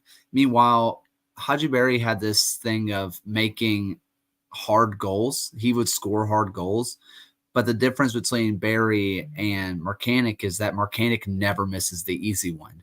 And it's just so underrated because it doesn't look flashy despite how consistent he is. So right now, the way things are in USL Championship, and it's something that we've discussed when we do our review preview shows at the end of every week. You know who your 1 or your 1-2 is, and then everybody else is beating the daylights out of each other, trying to get north of the playoff bar or figure out your positioning. Let's take it. Let's take it a conference at a time, since we're stuck here in Charleston to start things off as our topic number 1. It's interesting to see Louisville and Charleston, and then everybody else. You've got the way that we look at it, almost like it's like that Tour de France thing, where you've got like that lead pack, and then you have the peloton trying to chase and close the distance and all this kind of stuff. Right now, Lou City and Charleston, no surprise, 1-2. By the way, the sun rises in the east. You have to pay your taxes in April, and Lou City's at the top of the table. Who knew? Who did look at Tampa and Detroit City, which I think is an underrated story also this season in the Eastern Conference, Detroit City. And then the chaos in group number 3, where you have 7 teams separated by 6 points to either stay in the playoff hunt, 5 through 8, or come into the playoffs. Let's work our way up. Pittsburgh, who had a horrendous start to the season, and we could hear Bob Lilly yelling from here. 35 points, 2 points out of a playoff spot. North Carolina FC. How about North Carolina FC? They've been kind of hiccuping, and they're north of the bar. They're south of the bar right now. They're south of the bar. Hartford Athletic, who for me is another one of the stories in the Eastern Conference, where Hartford has traditionally been awful. And a lot of us gravitate toward the NYCFC 2 Hartford Athletic U.S. Open Cup match as something that triggers in our brain from this season. They're hanging around the playoff bar. Loudon's hanging around the playoff bar, but there's no room to breathe because Rhode Island FC started turning draws into wins. They're north of the bar. 13 draws, by the way. That's just wild to me. Then Indy 11 at 40 and your Legion at 41. When you look at group number 3, the 7 separated by 6, what are you staring at? Honestly, I'm staring at what is going to be one of the most exciting ends of the season I can remember since the 2021 USL League One playoff chase, where Georgia's own South Georgia Tormenta end up winning it all. But what people don't remember is that on the final day of the season, they almost missed the playoffs. Mm-hmm. They could have finished either second or I believe it was 7th. All within just a couple results in the final day. You're looking at the same thing in the East right now, where Pittsburgh is figuring it out. They finally look like a Pittsburgh team. North Carolina FC looks like the team I thought they would be in the preseason. Hartford, sneakily, we like you said, we kind of talk about Hartford as Hartford. They haven't lost a game in, what is it now, 7 matches? Yep. 3 draws in there, but 4 wins. I mean, they are making up ground. You have Loudon, who every year I say it's Loudon's year, and this year I still believe it's Loudon's year, but how do you not? Rhode Island, who I think are 1 draw away from being the sole crown champions of the draw kings of the most draws in a championship season. And then, we just work through it. You see Indy, who is falling off pretty hard. If I'm looking at who comes in, who drops out, if I were to talk about a team who I think drops out. Okay. Yeah, because that's how we do this. If you're bringing somebody north of the bar, somebody's got to go low. We can't have 9 playoff teams. It feels like Indy has caught whatever it is, the opposite of fire, I guess, caught ice in the last few weeks while everybody else has gotten hot. Yeah. I don't know who raises above the bar, whether it be Pittsburgh, North Carolina, Hartford, but it feels like Indy has caught the worst possible form they could at this stretch. I feel like Indy is going to be the odd man out. I think that Birmingham has enough wiggle room to stay in. Loudon scares me a little bit, but I trust what they have going forward in their attack. Meanwhile, I'm not really seeing it out of Indy. I don't know who's going to jump up, but I do think Indy is going to be the one to plop down into that bottom bar. Because as we all know, what's cooler than being cool? Ice cold. Everyone knows. And so that's what you're staring at, right? Could the Open Cup run have hurt Indy 11? Could that have been a factor? I think there's a chance. I also think that when we see just how much they've won, I mean, it was what was it 11 straight wins? Yeah. You know, I I think that was never sustainable. I think the winning could have been sustainable, but that pace was never sustainable. And after you go on this Open Cup run, you get not a whole lot of rest, and you end up losing, I believe it was to Las Vegas, who's a very good team. After playing your B team, they never recovered after that because they go out and play their A team against, I think it was Seattle, and they don't get a win. And it's just not, they just never were able to turn around. I don't know if it was miles on the legs or if it was purely they just did not see a result go their way, and it just has turned into a downfall for them. All right, Western Conference, and Chuck is in this morning, and he is happy about the discussion of draws to wins and Rhode Island FC playing at Bern. This has been so long, though. I've got to ask you about your West Coast road trip. It's been that long since you've been on the show. Western Conference. New Mexico United, 12 points clear. And then you've got group number 2. So it's like the groups are in different places doing different things. Where in the East you have the top 2, you've got the second group, and then the third group, the Chase group. You've got New Mexico United, and Alex Tambakis' season I don't think can be spoken about any more highly between the sticks for New Mexico United. Then you get the fun of group number 2 with Switchbacks, who started out horrendously, and they found it. Sacramento Republic, who has a match in hand as we're talking about things heading into this week. Sacramento, a lot of folks are thinking it's going to be New Mexico and Sacramento in the West by the time we're done. Memphis 901 and Stephen Glass, who got a contract extension through the end of next season. Right now, they are well ahead of Vegas Lights in win and goals and goal difference right now. They are the 4. They would be your last home team in AutoZone in the first round of the playoffs. Vegas, it's amazing what happens when you just have a little bit of investment. Vegas right now at 43 points. They're a part of that gaggle.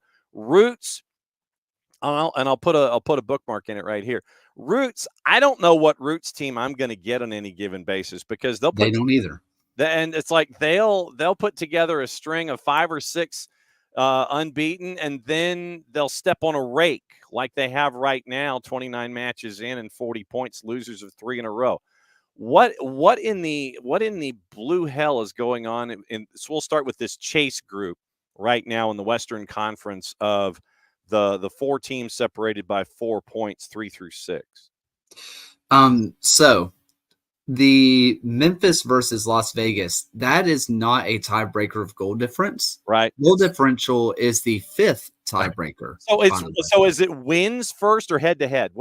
It is head to head, and then it's aggregate of head to head. So if you're tied, if one team didn't sweep, or if it's a draw and a win, if both teams win, it's the aggregate score. Oh, wow. And then it goes to points per game versus in-conference opponents. Then it goes to goal differential. That just gave me a headache.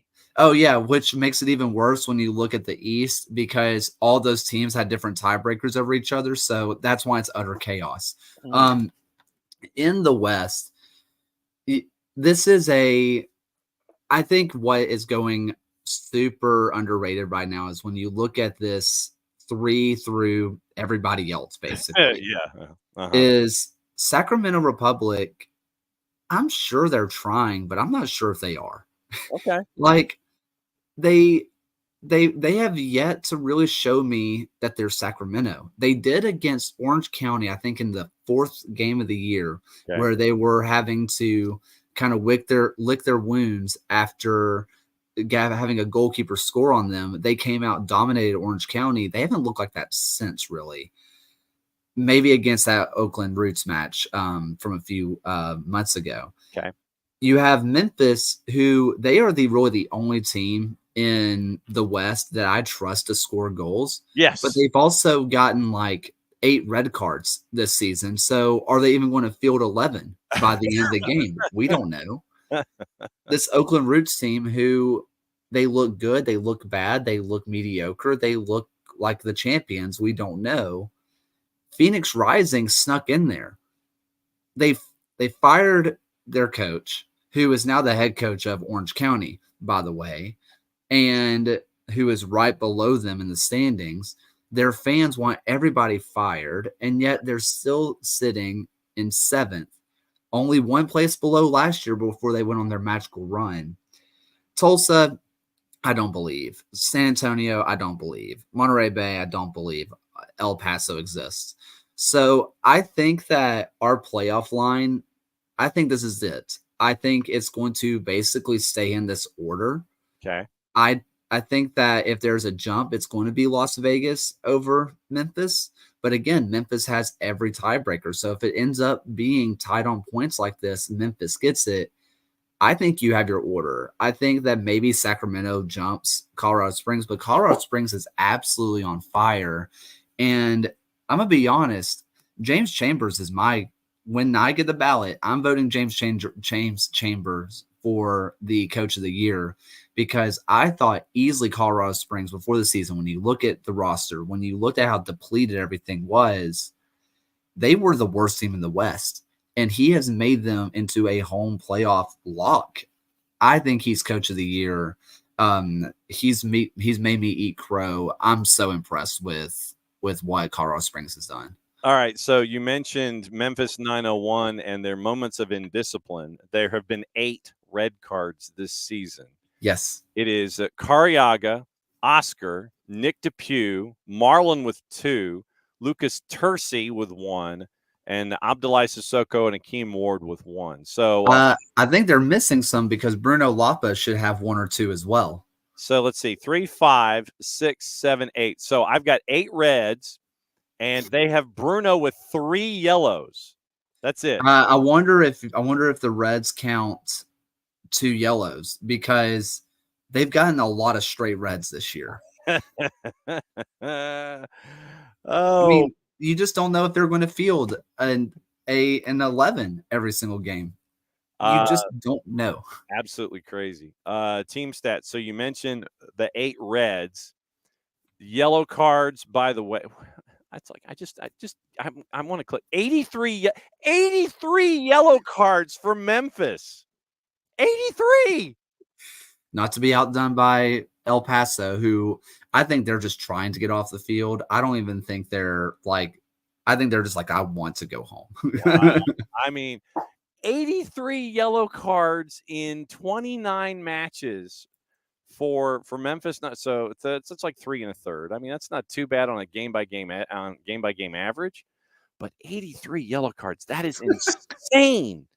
Yeah. Score goals, get yellow cards, get reds. So that's what you're looking at when it comes to Memphis 901. Man, you look at obviously, I want to say who's hot, who's not, as we're coming into this particular stretch of the season. And so obviously the schedule being what it is, got a handful of matches left across the board, about a month left in the season. In October, everything ends. Decision day is, close to Thanksgiving, that's the Saturday before Halloween. So next month's visit, when we discuss things toward the end of the regular season, then we'll get into our tricks and treats and things like that. But as things stand right now, so you mentioned coach of the year for you, Western Conference. Who's coach of the year for you in the Eastern Conference? Honestly, it's hard not to go Danny Cruz. They've just been so dominant. Mm-hmm. If I'm asked to go with outside the box, don't go with Louisville pick. I think Danny Dichio in Detroit City is my next one. I do think that Danny Dichio has done a better coaching job, but you can't ignore what Louisville has done. Oh, absolutely. So I think Danny Cruz will get it. I think he'll end up being my vote, but Danny Dichio is standing right there, and it's close for me. So let me ask you this. Is there Is there a moment where Danny Cruz leaves Lou City? Would he go to an MLS gig, or does your gut tell you that he wants to build Lou City into something and that he would stay beyond somebody waving a fat check in front of his face and sit there and say, hey, come and reconstruct my MLS club? I think the only way it happens is if he gets the former Louisville City gig, which is Hackworth, where he ends up being director of football of an MLS club, because we've seen MLS clubs are not very excited to give a head coach position straight away. You have to do your academy or an assistant job first, then you get your shot, which you see out in, I believe it's DC right now, which is like an all former USL coaching staff, which is cool. Yeah. But I don't think he will leave for an assistant job. I just don't see it happening. I think the only way it happens is he gets a director of football job like Hackworth got in St. Louis. Okay, a couple of other greatest hits before we get out of here. All right, so you think the Western Conference is going to be the way that it currently sits right now? No one from below the bar. Tulsa, San Antonio, Monterey Bay makes their way into the 8 and knocks out Orange County? I think so. I don't really trust what's happening in Tulsa. San Antonio it's bad. Mm-hmm. And Monterey Bay, I mean, you're looking at a Monterey Bay team who they have talent. I mean, they have a lot of good players. Justin Traeger, baby. But, man, I mean, when you're looking at a team in the championship who's being outspent by 2-3 clubs in League One, wow. No bueno. And then El Paso's alive. Yes. Yeah. And so, I mean, so that's one of the questions that I have here, and we'll take it a team at a time. Yep. El Paso brought in Wilmer Cabrera, and are they content from what you've been able to see? Are they content with having Wilmer get everything into the way that he wants it this season and expecting more results next season? Was this just making sure that everything just kind of calmed down, that Wilmer gets to have more of a say in players next season? Was this just more of managing through to get to the end of the year and integrating what Wilmer Cabrera wants to do in El Paso? If they're not expecting him to be around next year, they should have stopped him before he made it RGV2. Yeah. Because he's brought in 7 former RGV players. He's brought in 3 former RGV staff, which I don't know if anybody at El Paso saw how RGV worked because it wasn't good. And so now they're saying, why don't we just do it again on a smaller field? Right. If they aren't planning to have him around, I don't know what they're planning at all, because clearly Wilmer's planning to make it, running back the greatest hits, including bringing his son over, which is hilarious. Saw that. All right, so let's go to the bottom of the East. What in the blue hell is going on with not a Miami FC, but the Miami FC? They finally cut budget. I mean, Mr. Worldwide came in and bought the stadium. True. Well, so did South Dade Kia. Yeah, this is true. But, it looks like Ricardo Silva is pulling out a lot of funding for a lot of things. They are taking their season ticket deposits. I expect those to be returned. Okay. I don't see Miami staying around. It doesn't make sense. If anything, they might drop down to League One, but I so doubt it. For years, Ricardo Silva has spent so much money on a roster. I mean, we talk about even the roster last year before he got picked apart. I mean, it was star-studded. You could not go anywhere without seeing a legit USL superstar on that team. 2 years ago was even better. I mean, the roster from 2 years ago, it's like, could this team contend for a title? For one reason or another, it never worked out. And he said, why would I spend a lot of money to miss the playoffs when I could spend a little bit of money to miss the playoffs? And this is why we're here. League One, you've got your Jägermeister Cup final. Northern Colorado, which seems to have found themselves under Amon Zayed. It took a little while for that to happen.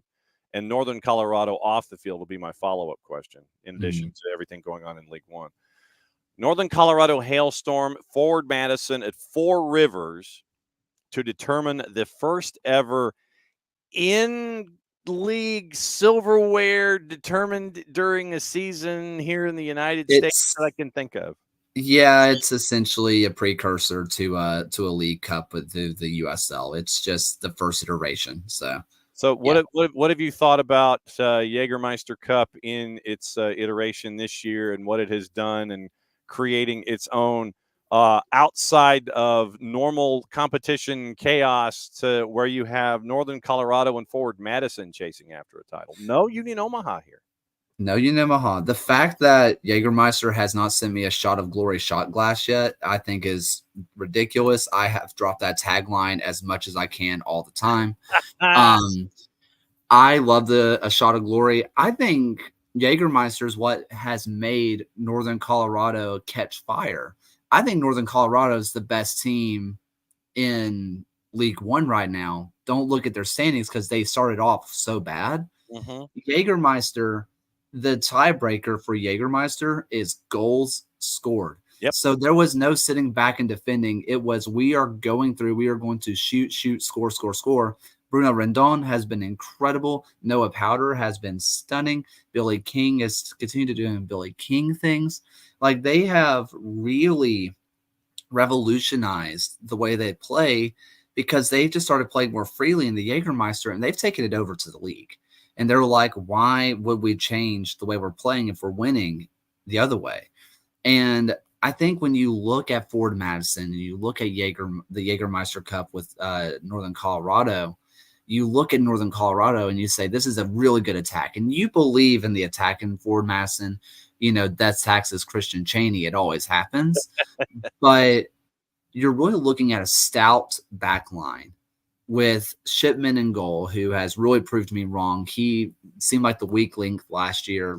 This year looks a lot better. You're really seeing a defense versus attack. There is no more goals decided, because in the end, goals do decide it, but it's not a tiebreaker. You're going to see a team sit in. You're going to see a team go full throttle. I think it's going to be a fascinating match. I think it's going to be so much fun.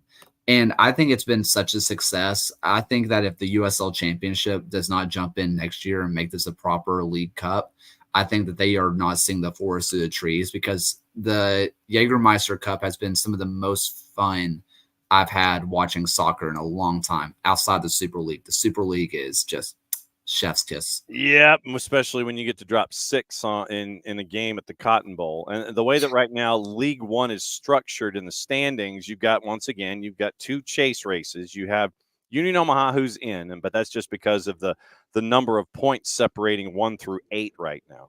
You've got the chase group 2 through 7 separated by 5 points. No real surprise.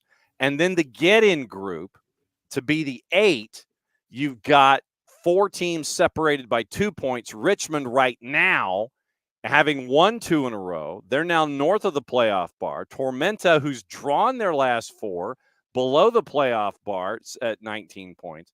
Red Wolves, who've lost 4 of 5. They got 1 point in their last 5 matches outside in normal competition. They're at 17. They got 5 wins. And Lex has lost 3 of 4, and they're at 17 points. So it's the standard amount of chaos when you're dealing with USL League One getting ready for the end of the season and the stretch run. I think the only thing that really matters here is that 8th spot. Yeah. Honestly, I really do. And when I look at pure names on roster, when I look at the way that they play, I talked about it on Twitter a few weeks ago. I'm baffled that this Richmond team isn't better, that they don't get results, because I watch them play. I love what I see. Mm-hmm. I see names on roster. I love what I see. I see the coaching staff. I love what I see. It just doesn't result in wins, and it confuses me. Tormenta, I just have so much trust in the South Georgia Tormenta organization that I always just blindly trust that they'll figure it out. Yeah, I just trust what Ian Cameron and everybody else out there has going. But man, are they missing a Keziah Sterling. Yes. Like, they are Keziah Sterling away from being, I think, a real contender. They don't have that coming. I don't think Tormenta, if they get in, I don't think they're a contender. Meanwhile, I do think that Richmond could be a dark horse. Then you see Lexington. Oh, Lexington. They are one of the teams that are outspending Monterey Bay. They are spending a lot of money. Yeah, when you bring in Cameron Lancaster, yeah.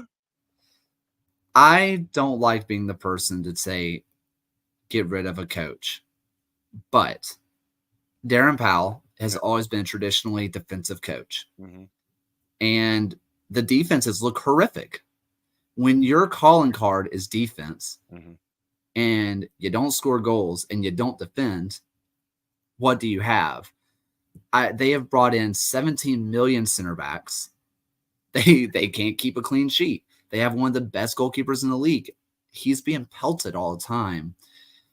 I don't trust this Lexington team to do anything right now. And so I think they're out. Chattanooga, they have been out of my peripheral for a long time. I was shocked to see that they were as close as they were. I thought they were closer to Fuego than the playoffs, and that's just from watching them. It doesn't look good. I don't trust them at all to get many more points to the end of the year. We have been reporting about what's been going on off the field at Four Rivers and the financial situation or lack of a financial situation with what's been going on with Hailstorm. Have you heard anything about settling of debts? Hailstorm as a franchise, I have heard might be on the ropes. What are you guys hearing about what's going on with Hailstorm? I'm going to speak carefully because we are talking to Eamon Zaya tonight on the USL show. So excellent plug. Nicely done. Yeah, let's not burn any bridges before we get to that. Well, no, but factually, what are we talking? Factually, from the agents that I've talked to, the club has not been paying fees. Okay. The clubs have come out. The club owners have come out and said players are being paid, which is factually true, mm-hmm. but not by Northern Colorado. According to agents, they're being paid for by the league. The league has basically, a fund, a treasure chest, just in case of situations like this, mm-hmm. which good on the league for having that in place. We see other leagues that don't, but the way that things are being talked about by the owners, it seems like they are still planning to be around for the long haul. Everything that I've heard from other sources is that they oversold what they had and they weren't able to deliver and they weren't able to pull the strings enough, right? It's kind of like that thing of you tell somebody that you know a guy and you tell that guy that you said you knew another guy, and it turns into a long string of I know a guy, trust me. Yeah. Kind of feels like what happened in Northern Colorado. Well, from what I understand, they're trying to find new ownership that can put things through because they have a half-built stadium. They're either just going to keep it half-built, tear it down, or build the rest of it. Like, you don't have many options. They put shovel into dirt. They're in a weird position. I think that Northern Colorado will continue to have a club, especially through the rain with the women's team. Right. But that's semi-professional. Whether they stay a professional club, that's to be seen. So how was the road trip? I didn't make it because I was stuck in the Atlanta airport for 2 days. Wow. So if anybody has ever made the run from Terminal A to Terminal F, I did that 4 times in the span of like 2 hours. And then my flight got delayed or got canceled at 3 a.m. on one day. And then the next day it got canceled at midnight. And I just called my in-laws and was like, can you please pick me up? I've slept in the Atlanta airport. By the way, Terminal E, wonderful to sleep in. Big windows, lots of space. If you have to sleep in the Atlanta airport, Terminal E is the place to go. But Phil and John made it out there. And some of the content we were able to get, it wasn't what we planned, but like it was awesome. Like we had live interviews before the game, after the game. They were able to get on the field and have a nice little setup, and And it was really cool. I was super excited that it was able to go off without major hitch, I guess. It wasn't what we planned, but it did show us that we have plans to do it again soon. So I hope we have some stuff in the works. I'm not going to share anything on that yet, but we're hopefully going to go East Coast this time, and we're excited. Yeah, go to Bern, go to the new Rhode Island facility, because that's what we're planning. By the way, USL League One on the Twitters 2 minutes ago. The final shot at glory. Thank you. It's the shot at glory. I'm gonna be honest. A shot at glory has definitely entered my lexicon on the USL show, and it's not great because now I don't know what to replace it with. Well, hey, it's maybe just a double shot, because two leagues, two competitions, 3 leagues, triple shot, those kinds of things. Yeah, Super League. All right, so yes, exactly. So hit me with the plug one more time. Show tonight. You got Eamon Zayed. What else is going on? Lots of Super League chat. I'm in the middle of doing long form video analysis for the Super League. So my last one was Tampa Bay Sun versus DC Power. Ended up being 45 minutes of just tactical analysis. Wow. Of the matches. And right next one is going to be the Spokane Zephyr, which part of that is me looking up what a Zephyr is. And it is a rather windy wind, sir. Yeah, that's kind of what I've learned. It's just a very windy wind. That's not a tornado. I don't know. Yeah. And then I forget who they played, but I'm in the middle of breaking it. Oh, Brooklyn. Okay. So it's who finally have a head coach. Who finally officially have a head coach, yes. Yeah. So, if you like long form tactical analysis, that goes up on my personal channel, Hammering Down, and on the USL show Goals account, goals.tv.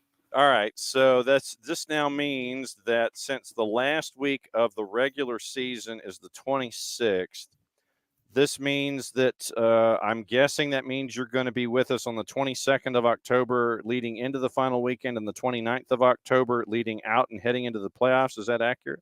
Yeah, I'm fully prepared for it to be the 22nd, 29th, the 5th, the 12th, the 9th, all the way until we crown a champion, pretty much. Oh. That's what we're here for. Sweet. All right. And so just once again, whatever works better for you, 9:30 Eastern or 10:30 Eastern, 8:30 your time or 9:30 your time, just let us know.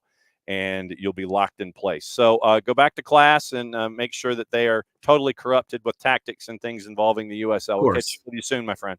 See ya. Thank you. There goes Kaylor. Kaylor's going to go back to school. Or he's in school. He's going to go back to class. We kept him for like 30 minutes, 33 minutes, because it had been that long since we caught up with him. But we needed to catch up with him about everything going on USL Championship League One. Tonight, it's going to be interesting. I know that they're probably not going to talk to Eamon Zayed about the situation at Four Rivers, but we talked about it before.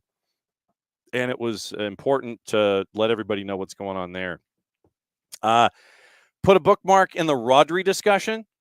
And I'm glad that we got to touch on that with Nick before Nick had to go. And we'll have a longer discussion. The irony that Rodri was the one that said, yeah, we're thinking of striking. And then the Sunday after he has those comments, he goes down with a knee injury. And so he's out for the year.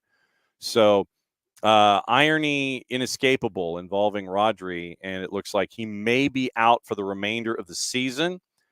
And he was taped yesterday visiting renowned Dr. Ramon Cugat in Barcelona on Monday.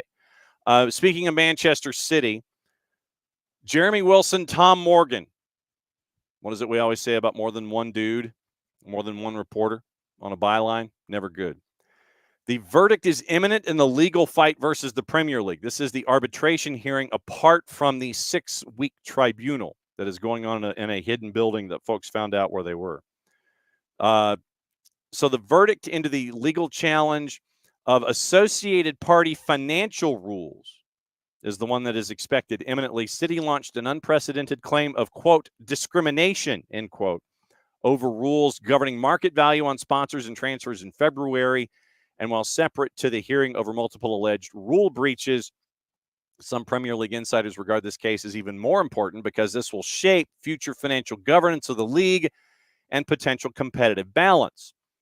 2-week arbitration hearing was heard in private in June, and with a Premier League shareholders meeting of clubs on Thursday, the outcome is expected over the coming days. challenge was brought according to the league's arbitration procedure, which does not contain any provision to publicly announce its findings. Associated Party Transaction, APT. APT rules were introduced in December of 2021, shortly after the Newcastle United takeover, followed rules previously for fair market value, in quotation marks, in respect of any, quote, related party transaction. Proposals to update the rules nearly passed earlier this year after 12 of the 20 clubs voted in favor. 6 voted against, 2 abstained. The league argued that the amendments would enhance the efficiency and accuracy of the system. Telegraph immediately reported a legal challenge expected. Claim was seen by the Times. City argued they were being affected by a tyranny of the majority. City are seeking damages for the losses which it has incurred as a result of the unlawfulness of the fair market value rules, their case states, adding that rival clubs are looking to, quote, safeguard their own commercial advantages. According to City, the rules were deliberately intended to stifle commercial freedoms of particular clubs in particular circumstances, and thus, I feel like I need to have my index finger in the air, to restrict economic competition. There is no rational or logical connection between a club's financial non-sustainability and its receipt of revenues from entities linked to ownerships. Rival clubs fear that defeat for the Premier League would weaken financial controls and damage competitiveness in a way that could have far-reaching consequences, both for the league's global popularity and incentives for other investors to stay involved. Naturally, of course, the Premier League and Manchester City have declined comment. So keep an eye on that. Like I said, as we always say, more than one rider to a byline is never good news for any party involved. Apparently, Manchester United has come out with the regeneration plan for Old Trafford, including a 100,000-seat stadium. That's over at the Telegraph as well. And let's see, scanning, trying to see if there's anything else that I have missed. So nothing in the Telegraph that we missed. We'll go over gossip, rumor, and innuendo and anything else going on. Oh, we mentioned the calf, and we got to get into Gummy Bear Cup. We'll get into those juice boxes in a bit. Ed Aarons, Romain Molina, Guardian, multiple authors. African football executive accused of whitewashing a report into his conduct. CAF's General Secretary, Veron Mosengo Omba, could be suspended after he was accused of whitewashing an investigation into allegations of serious misconduct against him. CAF's Audit and Compliance Committee claimed there had been, quote, unauthorized interference, end quote, from Mosengo Omba regarding a report into his conduct because the external auditor had been appointed by him. Last month, CAF opened an investigation into Mosengo Omba and his office after its head of governance, risk, and compliance accused them of impeding members of her department from performing their duties and, among other claims, of breaching internal governance and auditing regulations. CAF said the Audit and Compliance Committee would appoint an independent international law firm or audit and professional services firm to conduct the investigation, and its president, Patrice Motsepe, promised appropriate action will be immediately taken if improper conduct or behavior is identified. When Ernst & Young, or just EY, submitted a report, it was rejected by the committee, which wrote in a report seen by The Guardian, it was unable to have reasonable assurance on the accuracy of the opening balances for the period concerned, end quote. Committee said it had been surprised to receive a so-called draft report of the Audit and Compliance Committee via CAF's Director of Legal Affairs. Committee learned that this draft report that it is asked to validate was prepared by an external consultant recruited by the CAF Secretariat without informing the Commission and without obtaining its prior agreement. An Ernst & Young consultant presented her report at a meeting a little over 2 weeks ago, but members of the Audit and Compliance Committee decided it was prepared in such a way as to contradict all the allegations contained in the confidential report by Governance and Compliance. Committee's report also accused its vice chair of having liaised with the consultant over her report without its consent. It called for the vice chair to be suspended from the committee until the end of his term in June of 27, and for CAF to take the necessary decisions regarding Mosengo Omba. It's understood the committee believes that suspending Mosengo Omba would be an appropriate first step, and it is another 5 or 6 paragraphs after that. So it is a messy mess. It is a messy mess. Let's see. News and features. We mentioned all of those. Yeah, the sinkhole at the Plow Lane, once again, it has gone well over the 50,000 pounds that was initially there to help out the club. France has been accused over a display in heavy defeat by Iran in the Futsal World Cup. So you could have folks checking out the level of effort in that particular match. Leeds plans to redevelop Elland Road into a 53,000 seat stadium, and they're bringing in an acoustics technician.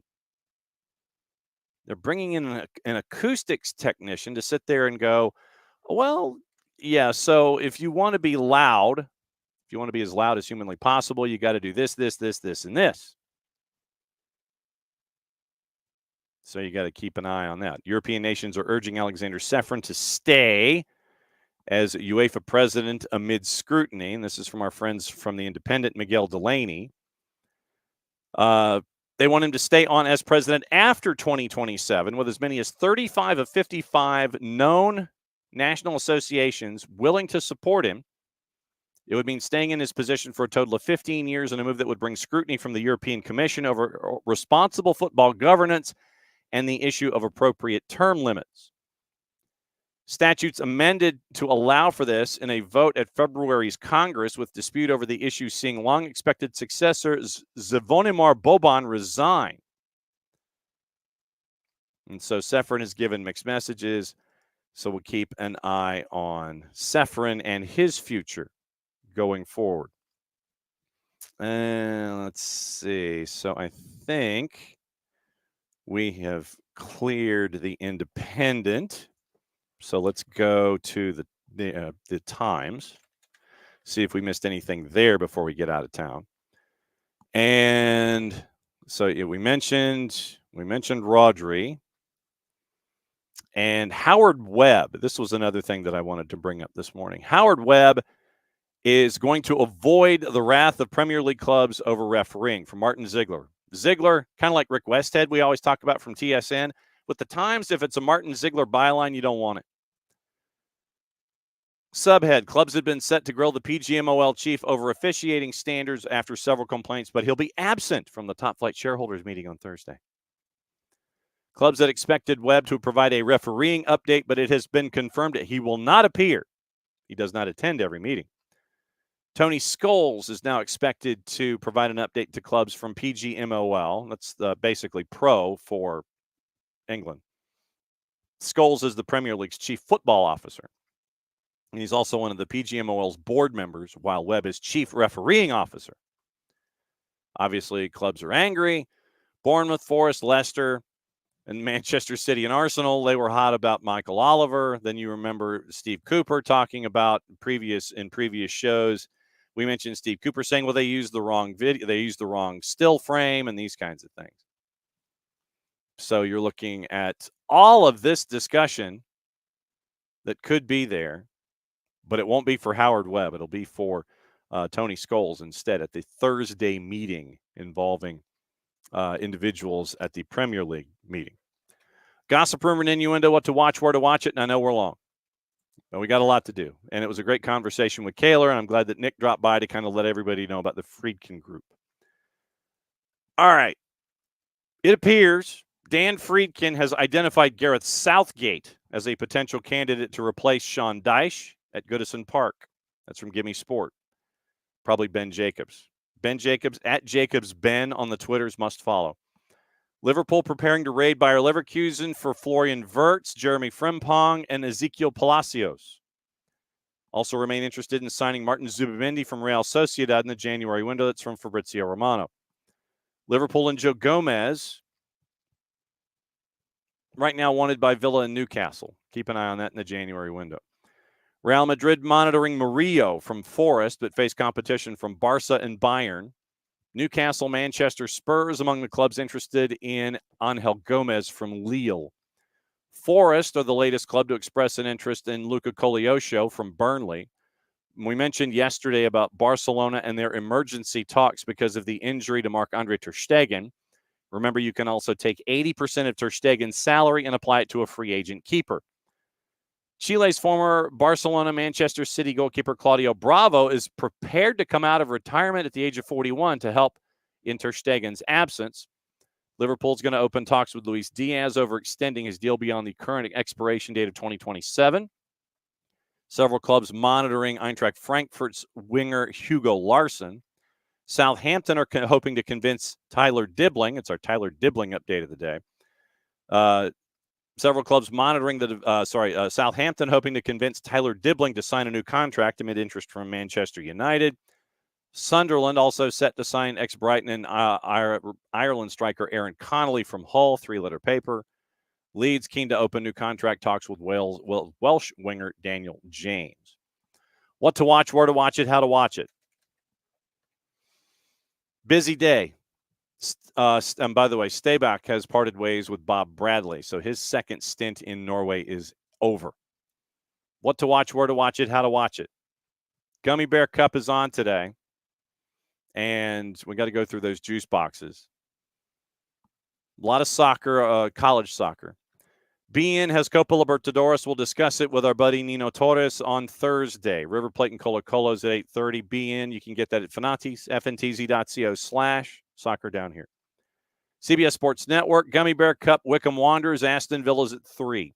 BN en Español is simulcasting Libertadores. La Liga, doubleheader on ESPN Deportes and on the Plus. Valencia Osasuna at 1. Real Madrid Deportivo Alaves at 3. MLSNextPro.com, once again, 7:30 on air on MLSNextPro.com. We're going to have it on the network pregame show at 7 with Maddie and Jason and the cast of thousands up there at the Fraction. Go if you're near the match. It's the last home match of the season for the Twos, so go see the Twos. Up the Twos, hashtag up the Twos.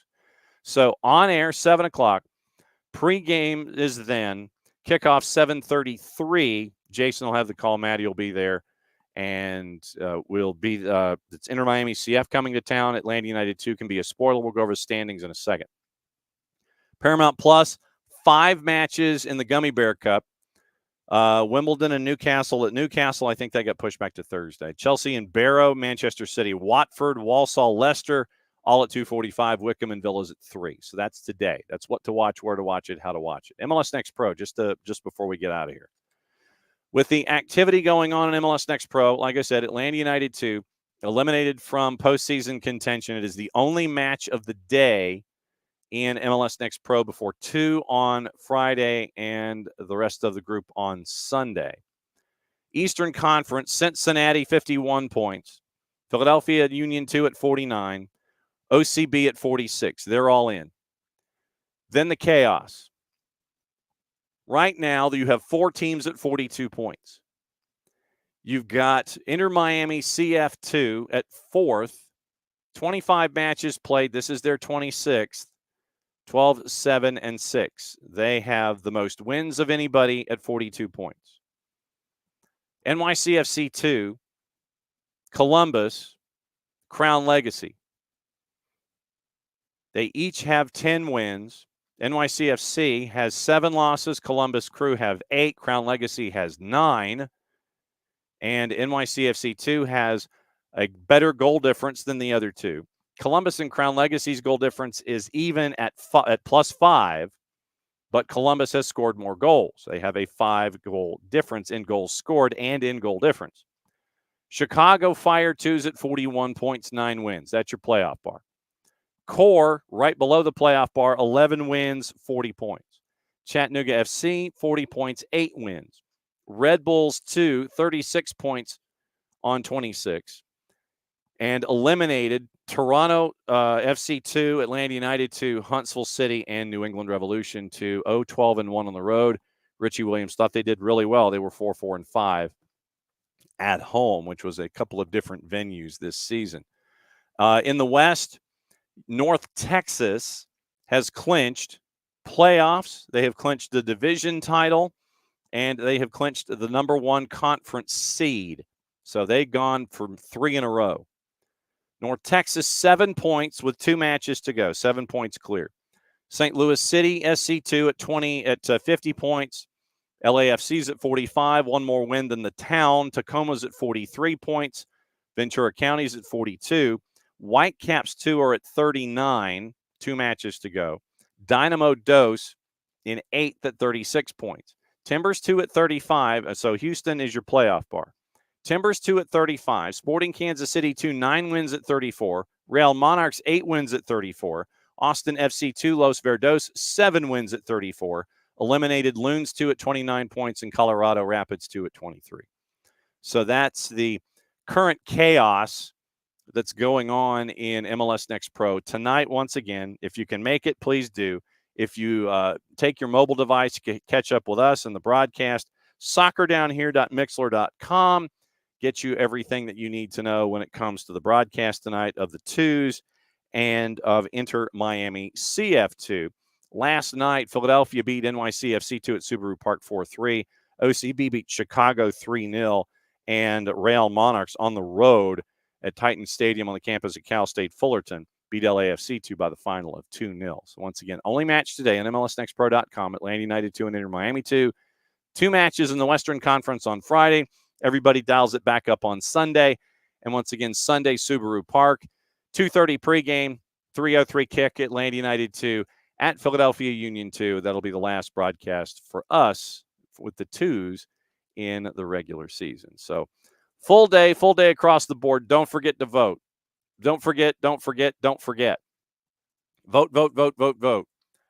Footballcontentawards.com/voting. Vote for everything that you feel comfortable voting on. If you know folks, vote for them because you got influencer categories and things like that. But at the same time, we're in the broadcaster category. Us and 9 other heavyweights. One of 3 in the U.S., the other 7 based in Europe. So it's all the bigwigs and us, and I'm going to continue the blatant promotion that you can vote until October 13th at dinner time. Sunday, October 13th, dinner hour, 6 o'clock. You can vote for us. 50% of the determining factor is the popular vote. 50% is the judgment by the massive humanity of judges that they have. So judges is 50%. Popular vote is 50%. Vote. Footballcontentawards.com/voting and vote for SDH as in the broadcaster category, which still blows me away. All right. That'll do it for today. Once again, you'll have the twos tonight, and the Copa Libertadores show is coming up later today as well. That'll be up on the network later this afternoon. So for everybody here at SDH, you'll be back in a little less than 22 to go over it all. Tomorrow, Tyler Pilgrim Scarves in Spikes at 9:15. See if we can track down Dylan Butler at 10. See if we can track down Marion Crowder for 10:30 to break down everything in the Super League, and in SEC soccer that she is getting to cover on a weekly basis. So for everybody here, can't thank you enough for everything that you do to make the SDH network what it is on a daily basis and being recognized on an international scale here in 2024. So for everybody here, thanks for dropping by, being a part of SDHC in a little less than 22. And since it is the end of the show, that means I get to whistle us to a close, and I have to figure out where the banner is. Here it is. Time to whistle.